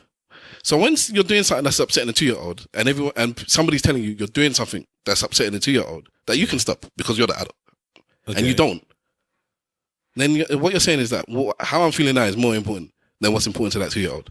Now, the same way you were angry, I was angry. But the minute it was played out that what I'm doing now is affecting the 2-year-old, I stopped. It didn't bother you. Okay. All right? Because it wasn't just me that said it. My wife came into the room screaming as well. You're still doing stuff after she came in upset that you're upsetting her. It didn't stop you. So my point is, nothing stopped you. So it's nothing to do with how you treat my daughter per se. I know that you would never actively go out of your way to do anything to harm her. Ever. Now, so please don't take offense to that. But the point is, you're putting yourself before other people having conversations. You're putting yourself before her emotions when you are in a way, when you feel something, then that's it. Nothing else is important anymore. I feel to say something now, I must talk. I'm angry now, I must shout. But what about the other person that needs to talk? I don't care. I don't sound bad, but I don't care. But what about the child that's crying? Yeah, but I was angry and I felt this. Yeah, okay, fair enough. Okay, so I'll let you say your thing. No, so I won't even really dispute that. But the reason why, the thing that annoyed me about that situation, and it was getting me more angry, is you were the one that got me angry, and then decided that because you're no longer angry, or you can now switch off because of your child, that I'm just gonna automatically switch off. It's like you threw gasoline on me, and then decided that okay, the gasoline now needs to go down. And that was my issue. And then to calm me down, you get up and walk towards me aggressively with your hand clenched in a fist. What else is that showing me? But apart from the fact that you want to either fight me, which is what it looked like, or you're coming towards me aggressively. So then I'm supposed to. In my head, I'm thinking, why would I calm down when you're coming towards me in such an aggressive manner? What reason would that? If you notice, at that time, people were restraining you just as much as they were restraining me, because they thought that you was coming to do something. So it wasn't as calm as you visualize it in your brain, if that makes any sense. You think you're just coming to tell me something in a way that I should hear it and understand, and I didn't say that, calm. By the way. No, but you said, that's not even what I just said now. I'm sure you said that you were saying it to me in a way that I would understand. Yeah, that's what I just said. Yeah, because I'm saying it through gritted teeth. Yeah, but if I wanted to shower you, I'd shower you. I'm saying maybe you're crying, stop. Yeah, doesn't that show you some restraint? No, he just or maybe restraint. But as far as I'm concerned, the way you was coming is like he wanted to do something. So as far as I'm concerned, that was it. So. Yeah, I don't know. After that discussion, after the thing that we spoke about, yeah, I did think about it. I thought, it's not nice that the child saw us arguing. But then I also thought to myself, you're saying that now, but wouldn't your sister feel the same way about you then? What do you mean? Because their children have seen us argue throughout the years. They know that we argue. It's a running joke with them. You've never really had have you ever had the thought to say, I'm not going to argue in front of her children the same way that you're saying about your own? I can't go back. So their children now are 17 and 16. I can't go back 15 years and recall what we were doing 15 years ago. But we was arguing for the whole of their life. I'm not saying we weren't, but as far as I'm concerned, you get more aggressive now because I feel I've been pretty consistent throughout the last 30 years of arguing with you. Yeah, you get more. The older we're getting, the more aggressive you're getting. Now you've hit me before, but so you're not hitting me now, but you're getting more aggressive as you're getting older. All right, that's my opinion. So, 15 years ago, our arguments I don't think would have been as aggressive as they would be now. I just don't. So, but if they were, then they were. And if I was making mistakes then, because this is sometimes the mistake you made, then I made mistakes then. That doesn't mean that I should keep replicating those mistakes. Sometimes it's like you throw... No, I'm not throwing it at you, but that's what it comes down to. Because if something... Because I don't see... It's different now at their age. Yeah, I shouldn't be doing it in front of them. But it's different between a 17-year-old and a 2-year-old. Blatant. But I'm saying that at the time... Yeah, that's my point. Yeah, but I'm saying that at the time you would have thought, it's not as a bad thing. So maybe I'm saying maybe this is a growth thing, innit? Now that you've got your own child and you've seen it from your own perspective of your child, maybe that's why you're realizing certain things. No, if there's a biggest Family Guy one time where the dog had Brian finds out he's got a son. And there's a discussion that he's having with, I forgot who he's having with somebody. He goes, you don't understand because when you have a child, then you don't understand. You need to have a child. And that's what it sounds like in this situation. You know what I'm talking about? You know what I'm talking about? I get you, but no. It sounds like this situation, that's maybe one of those things that before, he didn't make you feel like, I shouldn't do this in front of these lot because if you go right from the beginning, all of the grandchildren probably have seen us get into some form of scraps. Yeah, including the one that you dashed off when he was trying to hold you back. That was what upset Daddy the most. Well, yeah, because of some madness. Yeah, because I don't know why he's grabbing. Everybody should know that when in those types of situations, you don't grab somebody because then they'll be like, "Why are you grabbing?" That's automatically is gonna make the person get even more thinking like, "Why are you grabbing the person?" Hold on. You were literally throwing things around the living room and bashing things around. Yes, you did. What did I throw? The table. I didn't throw it. What did you do with it? I picked it up and then I put it down again. You smashed it on the floor. No, I didn't smash it on the floor. So when so it didn't break? No. Yes, it did. That's not. It was broken like that already. I didn't break the table. So you didn't break the vase. The vase. I hate the vase. That's the difference, isn't it? You punched the vase. I punched the vase. Yeah. But it needed to go anyway. So why I was selective in what. But why are people holding me back when I'm picking up things and punching things with my head? Hulk smash. Yeah, there's a reason it's Hulk smash. I don't know about this aggressive thing because you said that I'm aggressive. No, you don't even know what I'm gonna say. Yeah, I'm sorry. Go on. No, because you was gonna say that I'll get more aggressive. Oh, did I cut you or something again? No. If anything, I'll cut you. So because you said that I'm more aggressive now than I was in the past. So I never really. I don't think that I'm I don't think I'm more aggressive. I think I'm the same. When's the last time you smashed something in the living room? In our house. Yeah. I don't know. Okay, but you have to take into account. Well, I can't remember what the argument was over, but it was for nothing. So yes, if I cuss your woman or son, then get angry. All I said was a minor, whatever it was nothing worth getting angry over. You got me angry because the thing about it is at the beginning you were the aggressor, and that's why you don't need to understand that you were the aggressor at the beginning. I wasn't the aggressor. I don't recall anything. Let me not defend myself. But he was. But I don't know. So when you're saying I don't know because I don't see myself being that aggressive with anybody else but you. Okay. Other people I'm maybe seen as aggressive because of just the way that I am, but actually feeling aggressive is only you that I ever feel like I'm actually going to be aggressive with or something. I would still go out of my way to fight you. Do you think that's the same vice versa? By the way, I don't know how you are. I'm saying with everyone, man. Okay. That's. So you think you don't have more of a less tolerance with me than anyone else? No. You think you got more tolerance with me than anyone else? No, you're the same as a brother or as a sister. I got the same tolerance with you as I do with my sister. Interesting. Okay, well then that shows that we've got two different ways of seeing each other, isn't it? Yeah, you'd be very surprised. You'd be very surprised. In what way? Well, say it then, innit? Talk. There's nothing. No, because you don't listen. What's that mean? What it means is when I tell you that somebody's crying, so you need to stop, and you're saying, "Well, I thought you were being aggressive." It means you don't listen. That's what it means. You don't listen. You have your opinion, and your opinion is your opinion. Unfortunately, with you and me, your opinion is your opinion. I can't actually do anything. What's your opinion? You would never know some of the things, yeah? And there's no... All right, put it this way. With somebody else, there's other people in life that are less important to you that I'll try and maybe explain myself to because they might listen. Whereas with you, I wouldn't even bother. It's like there's no point in explaining myself to Wahala. You're not going to listen because you have your opinion and your opinion doesn't change. And that's it. So that when I go back to what I said before is if somebody thinks something about you and you put it on them, not on you, it's with my brother, it's offensive because it's like, how can I put it? So imagine you're extremely faithful to your partner, whoever you are, listener, man or woman. You're extremely faithful to your partner. And one day they start accusing you of cheating. And then you feel, wow, that was bad. But then, okay, whatever, you get over that. Then you realize that it's something to do with hiding your phone or not letting them see something on your phone. So the day that you decide that you can not let them see something on the phone, let's say it's somebody sent you a pic of something and you thought, my boyfriend or husband or girlfriend is not going to like this, so you kind of hide it. And they're just going to accuse you of cheating. It's like, you just don't want them around the phone anymore. Yeah, I get that. So, okay, but I don't understand what that's got to do with what you're saying. Neither do I. I don't know where I wanted to that. It's like you just wanted to say that, man. I think where did I go? I don't know. Where was I going? All right. No, I'm just saying that. Well, it got to with you. There is no point trying to justify, explain, or do certain things with you. Okay, I'm not want to be rude. Yes, I don't want you to think I'm being rude, but I'm just being blunt. When it comes to okay, I've had this term called emotional retard. Yeah. And I know people don't like that word, but that's what it is. I believe there are emotional retards in life. There are people that haven't grown emotionally to understand or to deal with certain things. Now, I don't think I'm one of those. I think I'm quite the opposite, actually.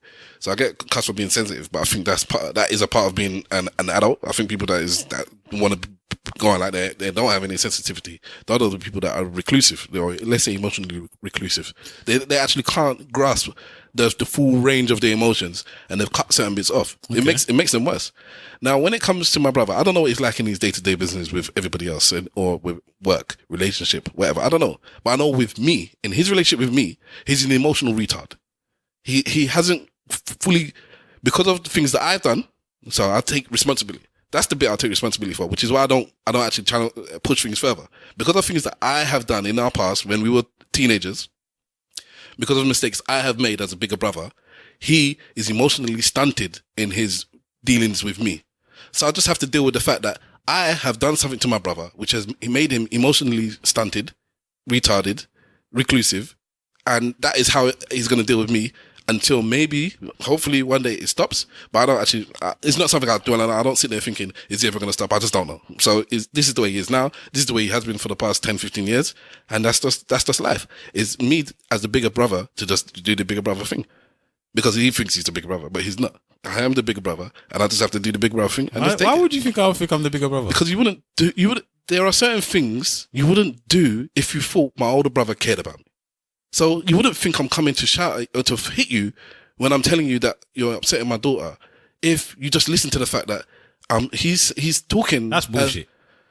If we were all right, okay. I just feel that because you have so little respect for me, you don't respect me as you would you respect your older sister because she has demanded that respect from you. She has commanded that respect from you. Yeah, throughout your time as a younger brother, she has showed you as an older sibling, this is what an older sibling should be. And the same thing with my older brother that's passed on. This is what an older sibling is. Because I haven't given you whatever you feel an older sibling should give you, because I disrespected you in a certain way or I treated you a certain way. Like just the other day, my wife was joking that because you've told her stories about stuff I've done in the past, and she was talking about she hopes that my daughter doesn't pick up a trait that I had with you, where there was a time when we shared a room and I segregated the room and I said he couldn't come onto my side of the room. He did apartheid in our room. Well, see, he's got his jokes there ready because he's already got this in his head. So apartheid. And she said she hopes that my daughter doesn't do that if she ever gets a sibling and starts like, because I think I was talking about there's this trait that she's got of mine, and she said, yeah, that is your trait. And then it led to that part of the conversation. And she said, yeah, I hope she doesn't cut off that side of the room and, what did she say? Torture him with pins on her feet or something. He said, is that what you did with your brother or something? I said, what are you talking about? She said, yeah. She said, no. She said tweezers, like pick walking with tweezers.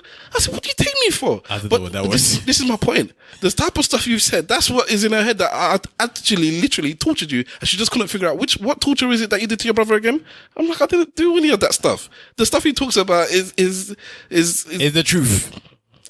Yeah, but my point is, you talk about things like, I think because of the age you did it, or the age I did it, it was just a bad time for me to. But what I did, if you look back on it, it's not the worst thing in the world for a 14-year-old or a 15-year-old to do. It's just that's what they do. You just took it really bad. I'm not saying it's not a bad thing. I don't know many people that their brothers might do things like, I don't know, when you watch TV and I don't know what other people's households are like. So I don't know how people used to do. Maybe they might just eat their food or stuff like that. Little joke thingies that could be seen as potential bullying and whatnot. I don't know. But what you used to do to me, I don't know if they bullied things, but they were just unnecessary. It was like unnecessary things you used to do, as far as I can say. But I think like it was so controlling to the point of like you're talking about the half of the room thing. Even if you said to me, don't come into your side of the room, right? That's not even a big deal. A lot of people, if people have separate rooms, their brothers will say, don't come into my room. And the little brother will go into their room, right? But you can say that, innit? Because it's your own room. Somebody walks into your room, they've walked in, but you can't have the television on your side of the room, the stereo on your side of the room, all the stuff that is, and the stereo's even mine, but it just happens to be on your side of the room because that's the only part of the room that you can be sitting on. Your stereo was yours. The white stereo that our sister gave me, it was my stereo that was in our room, but it had to be on your side. Okay. And then I cannot do nothing with it because of the fact that it's on your side of the room. So it's one of those. It's like listen, it puts something in your brain like you didn't even allow. I wasn't allowed to have fun unless you would. That's how it sounds. And then even then, you will control what we watch on the television. You would then control what was this. I'm not having that one because that's a proper standard. Okay, regardless. But this is what I'm saying. I couldn't play a computer game until you came home. Stuff like that. Yeah, but that wasn't for okay. Because it was on your side of the room. Yeah. But so these are the type of things I suppose that is I would see as like, it's not, I wouldn't say it's torture, but it's emotionally whatever. Maybe just the things that, and then the stuff like when I used to wake me up in the morning. You used to kick me to wake me up in the morning. The bed. I don't kick you, man. Maybe that's what you thought. This is my point. Because you're storyteller. You make everything worse than because that's what you did. All right. You listeners to the podcast, you know when we're talking. So last week we were talking about this Louis C.K. and he said the N word in front of, and you said he said it to upset everyone. And I said everything must be the worst reason thing for you. I said it's a shock. No, you said shock and to because I agreed with I agreed with the shock feel part. uncomfortable. Yeah, and that's the one. I said not everything has to be that deep. And it was though. But that's the thing with you. Everything is that deep. So I have said on this podcast, just before you mention it, all the stuff I did was wrong. So because I did those bad things and those wrong things, the thing that maybe don't get is that I was a child. That's the thing I don't get. Because you were going through it at the time, you felt what you felt and you feel what you feel, and that's fine. The thing I think you just don't get now is that as a 30-something-year-old man, I'm looking back on the actions of my 15, 14-year-old brother, not knowing that he was 15 or 14-year-old, and 15 and 14-year-olds do dumb things. You know what? And as a man that's now in his 30s saying, I was wrong to do those things, but at the end of the day, I cannot change it. You don't get the fact that, yeah, he just did some nonsense things before. It's upset me to the point where I have this relationship now with my brother. And the difference between me and you is that when people say you have to accept the kind of person who you are and you have to forgive yourself and all that. I don't even believe in all that rubbish. But the thing I can do is I've looked back on that. It wasn't until you were an adult that you explained to me all these things. I didn't even get it at the time because it was a lot deeper to you than it was to me because it meant nothing to me because as far as I was concerned, I wasn't even doing anything wrong. Once you explained all these things to me in your own special way, all the things I was doing, I was like, wow, I really wasn't a good brother to my brother. Yeah, it was bare nonsense I was doing. And you did that with nice things yes, as well. Yeah, but that's the point. This is end of the day. The way I see it, the majority of our relationship interaction is not because of the nice things I did. It's because of the bad things I did. We don't argue because I was nice. Yeah, and you don't treat me nice because I was nice. You treat me nice because that's who you are, and when we argue, it's because I treated you a certain way. All right, so that's that. My point is, I accepted at a certain point once you explained it to me because I didn't understand before that I did all these things, and I was like, I'm sorry I did them. I have said sorry, and then for me, I looked at myself and I said, well, what can I do about it? Because of this pragmatic thing, this is what I was talking about earlier on. I can deal with things as they come. This is when you kind of roll your face. I think this is exactly what I do. I deal with things as they come. And when I realized that there's something I did 20 years ago that I cannot change, then there's something I did 20 years ago that I cannot change. On top of that, you did it to a brother that feels a certain way. Can you do anything to this brother? No, you can apologize to him, but what can you do? You're going to buy him gifts? You're going to take him away? You're going to give him candy floss? No, there's nothing you could do to him now, apart from say that you're sorry, you understand you were wrong, and that's it. If they don't get over it, then they don't get over it. And you have to allow them to be in whatever emotion they have.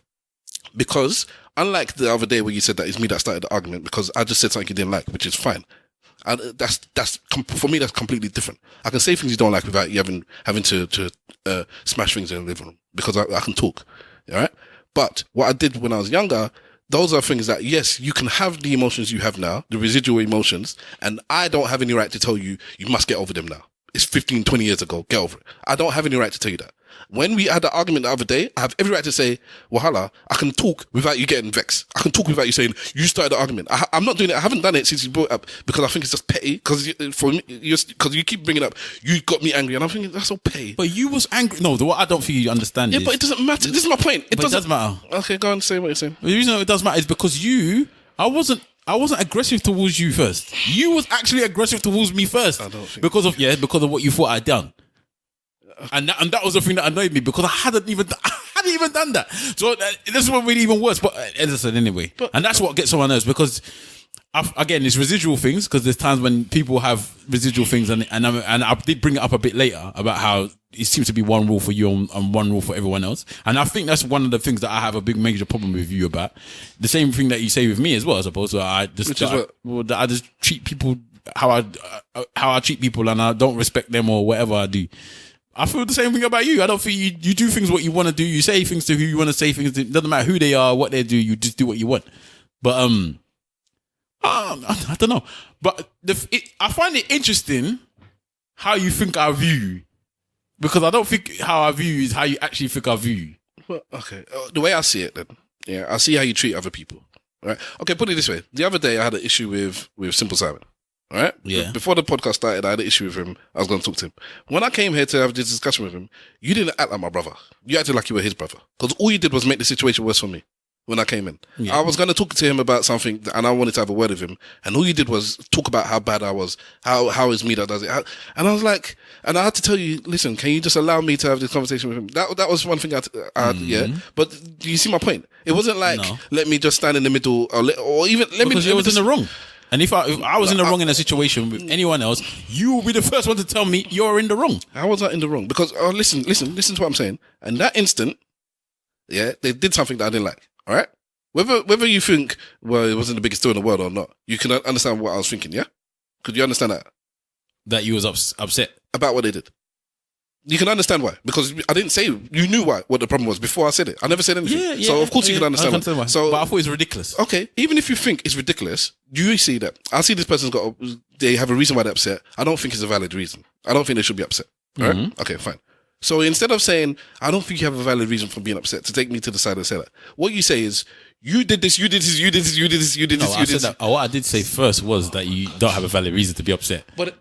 And then I said the other things after.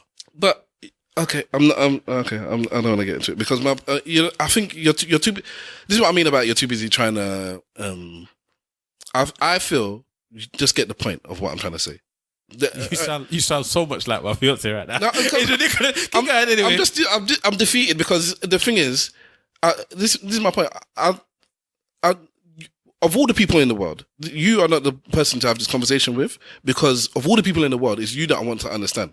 And you don't want to. Whether you feel you do, you don't want to. Because otherwise, you wouldn't be trying to... There are times when you will say something to me, and even whether I want to understand it or not, it's just like, I get what you're saying. And that's the important part. No, I don't have to argue about the bit that I kind of disagree with or whatever. Maybe because we're on a podcast... Because maybe you forget we're actually talking to other people who are listening to this. Maybe, I don't want to be seen as I did this when I didn't do that. So, yeah, I get what you're saying, but I don't want everyone that's listening to not know that. No, that's not what I did or I meant to do that. I don't know if that's what you're doing. But no, that's what I'm doing. I'm just saying, well, end of the day, I would say that in that situation, Me, all right, I'll just reverse it. If it was the other way around, and I thought exactly what you thought, the person you were being petty with where you're upset, and it's something that you've done before, I wouldn't have said the same thing you said. I wouldn't have done anything. I thought you would have been worse. No, because I would just leave it alone. Because I don't think you would leave it alone.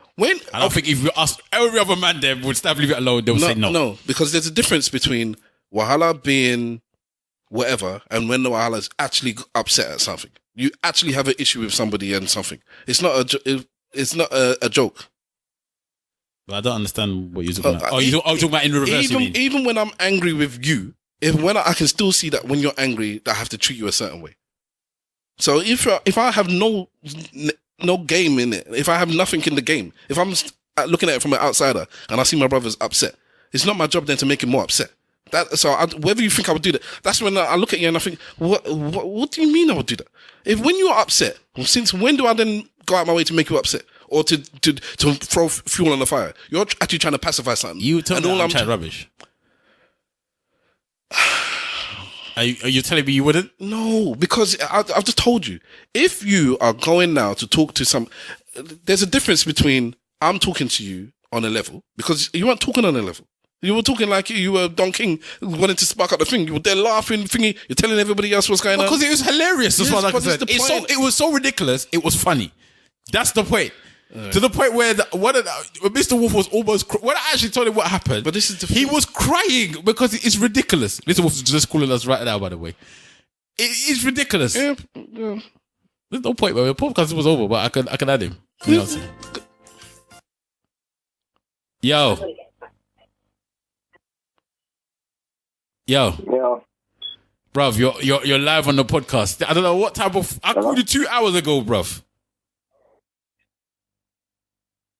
Hello? Can you hear us? I don't think you can hear us, you know. No, well then, put him on loudspeaker and just come. Hello? Can you hear us now? Yeah, can you hear us? The audience can't hear him, so he has to go then. I don't know what it is with your phone. He's called normal. I don't know. Mr. Wolf.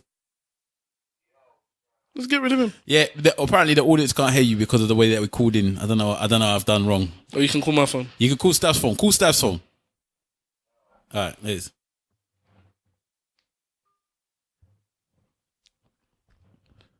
Yeah, wait. Yeah, so Mr. Wolf was laughing because it's funny. Okay. It's just ridiculous. It was actually so ridiculous that I couldn't even believe that you was being serious about it. I know you was, but it was just so ridiculous. Okay. Oh wow. Feedback. Yeah. So you just proved my point. You're just not interested in what I'm saying. You're just interested in whatever else. No, I'm not. I know what you're saying. I just don't agree with it. Yo. Oh, man. Oh, well, nah, man. It seems like we are not going to be able to get you on this team properly this very night. Okay. But yeah, anyway, I've just put you to the microphone, so you might as well say something to the people for the New Year's, give them a blessing. We've done our 2 hours. We're done. Oh, for real? Oh, yeah. Wow. Yeah, we're finished, man. Was it just the two of you? It was just the two of us. Boy, this episode this is going to be interesting listening. But I know the title for this episode already. What's the title? It's the therapy episode. The therapy, bro. We had some family therapy at the end of this episode, yeah, bro. Maybe family therapy. It would have been good if one of you man was here to mediate the family therapy. I don't think so, actually. No, I don't. Why? Because they would have taken my side. They would have chatted some rubbish. So go on anyway. You see what I'm saying? Yeah, this is Mr. Wolf in the place. You know, a tree cannot remain shielded by another tree and sprout leaves. To stay in our comfort zone is to limit ourselves. Everyone must take responsibility for his or her own life. Wow. So that's my Yoruba proverb, if you can even hear that. Mr. Wolf, you don't know how very valid that proverb is to the discussions we was having this very night. Quite applicable. Quite applicable. Well, there you go. How's that for convenience or irony, you know? But yeah, I'm sure you guys have listened to a madness listening to Stav Ricky and Wahala. And yeah, man, send in your tweets, send in your messages, and tell us how much you liked it, how much you didn't like it, and how much you missed everybody else, or how much you were happy that we weren't there. But I ain't gonna lie, man. It's gonna be the former, but they're gonna have missed other people. I'll tell you that for damn sure. Well, the first hour of the episode, we're just talking about what we like. Two old blacks that don't like nothing, is it? No, you speak for yourself. That's true. You do like stuff. Well, you know, it's a bit different, innit? So it started off with 3, ended up with 2, and next week, most of us will be there. So it's all good, man. That's just how life goes sometimes. I couldn't make it today. I'm sure those guys told you because I was extremely ill. Mr. Wolf, don't get ill, man. But the flu just gave me some serious uppercuts this week. Christmas Day, I was in bed. Couldn't even be around my family and my kids and my niece and all that stuff. So I didn't want to deliver my germs over to the people then. And obviously, I was in bed early today as well after Liverpool. I knew you was going to mention it. Get out, man. Yeah, get me. I can't even laugh, man. We spoke about that too, so don't worry about it. Well, made me laugh earlier on this afternoon, and I was coughing for the next 5 minutes, boy. But yeah, the waffle, he was destroyed. It's all good. All right, people, nice one. All right, man. All right, later, get us in, you black. Yeah, man. Yeah. Happy New Year, bitch. Yeah, man. Peace. Peace. Oh, very good proverb. Yeah. Well, I guess on that note, it's a long episode. Is it long? I'll tell you, it never goes in less than 2 hours. I don't know why you need to be short episode. Well, you was talking your list. I could talk for. Well, I could just cut the list out. We could talk for another hour. That's right. I enjoyed my list, man. I enjoyed talking about stuff. It's good to have the list. In fact, I'm still gonna finish off with my list as well. Oh my god, you got it. God's Plan was another one of the best videos. Yeah, God's Plan was a good video. I watched that the other day actually. Even my mum liked that video when she saw it. Yeah, well, there you go. That's my best of the year. Man, don't let me just finish one last little thing. Scorpio is for me is the comeback of the year. Because I thought it was rubbish when I first heard it, and now I regularly play Scorpio. It's a grower. Yeah, same as or Scorpion, sorry, I should say. Same as them. Yeah, maybe. All right. At Big Wahala on Insta, at Big Wahala on Twitter, at Simple Simon FB on Twitter, at The Actor on Instagram and Twitter, aka Mr. Wolf on Insta, aka _Mr. Wolf on Twitter.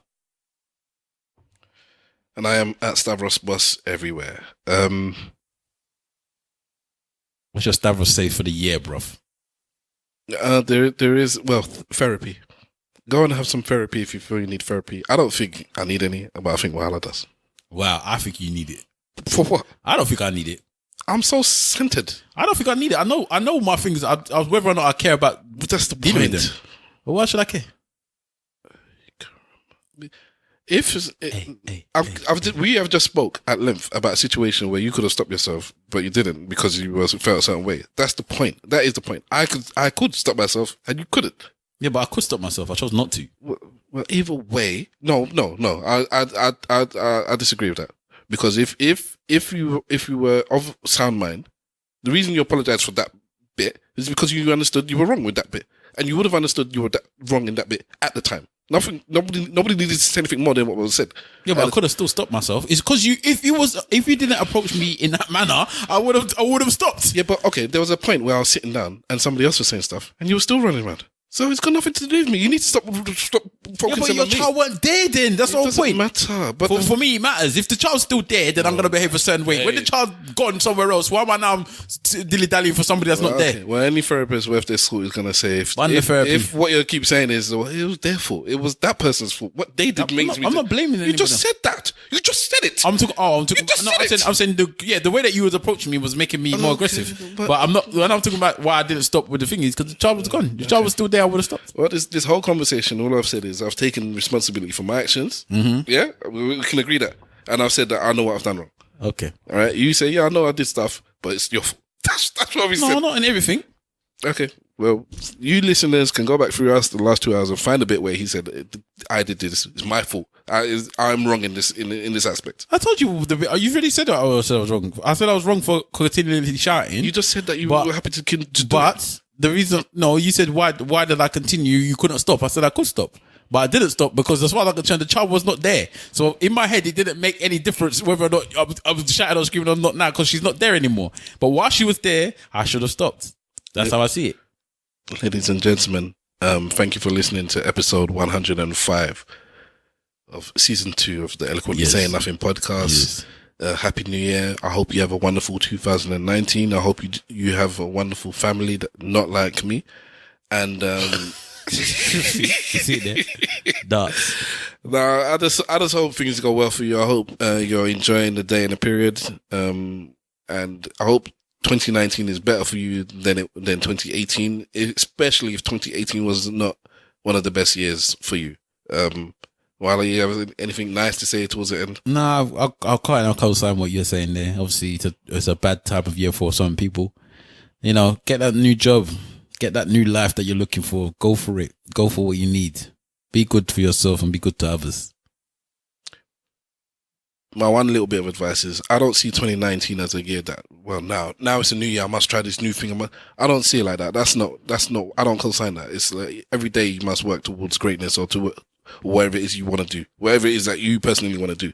You don't pick any times this reference point when I'm going to start. This is when I'm going to do it. I don't see that as working. You just do it. You're the one that was in the podcast today said when I turn a certain age, you're going to start sorting out my life. Why would you say thing? No. This is your own advice, isn't it? Yeah, okay. The long version, I have debt. When I clear the debt, then I can do certain things. So that's going to happen. It's going to happen next year. It's a particular avenue. All right, fair enough. Makes more sense now. So I am just progressing towards that thing. It's going to happen. It just so happens it falls during that when I turn 40 at some point in my 40th year. Okay. It was going to be actually my 41st year. Cool. That's when I'm going to have the time to do. Well, not the time. I could do it now, but then I'm just cutting my nose to spite my face, kind of thing. All right. Unless I do die in the next 3 or 4 years, in which case, yes, the earlier would have been better. But inshallah, hopefully that doesn't happen. Okay. All right, and ladies and gents, peace. And if you ain't saying nothing, say it well. Slagfest is not just for New Year's. It's for life. It's for life. I think this might be the first time I've done the if you're not saying nothing, say it well. I don't think so. I think I've done it before. Maybe one thing. I don't like doing it. Yeah. It's a long podcast. I'm gonna play my song quickly for that. Oh, you don't unplug today? Good. Unplug what? I'm looking to unplug, but I just want to just quickly play the tune. Am I allowed? Yeah, it's gonna be faded out before it gets today. Probably.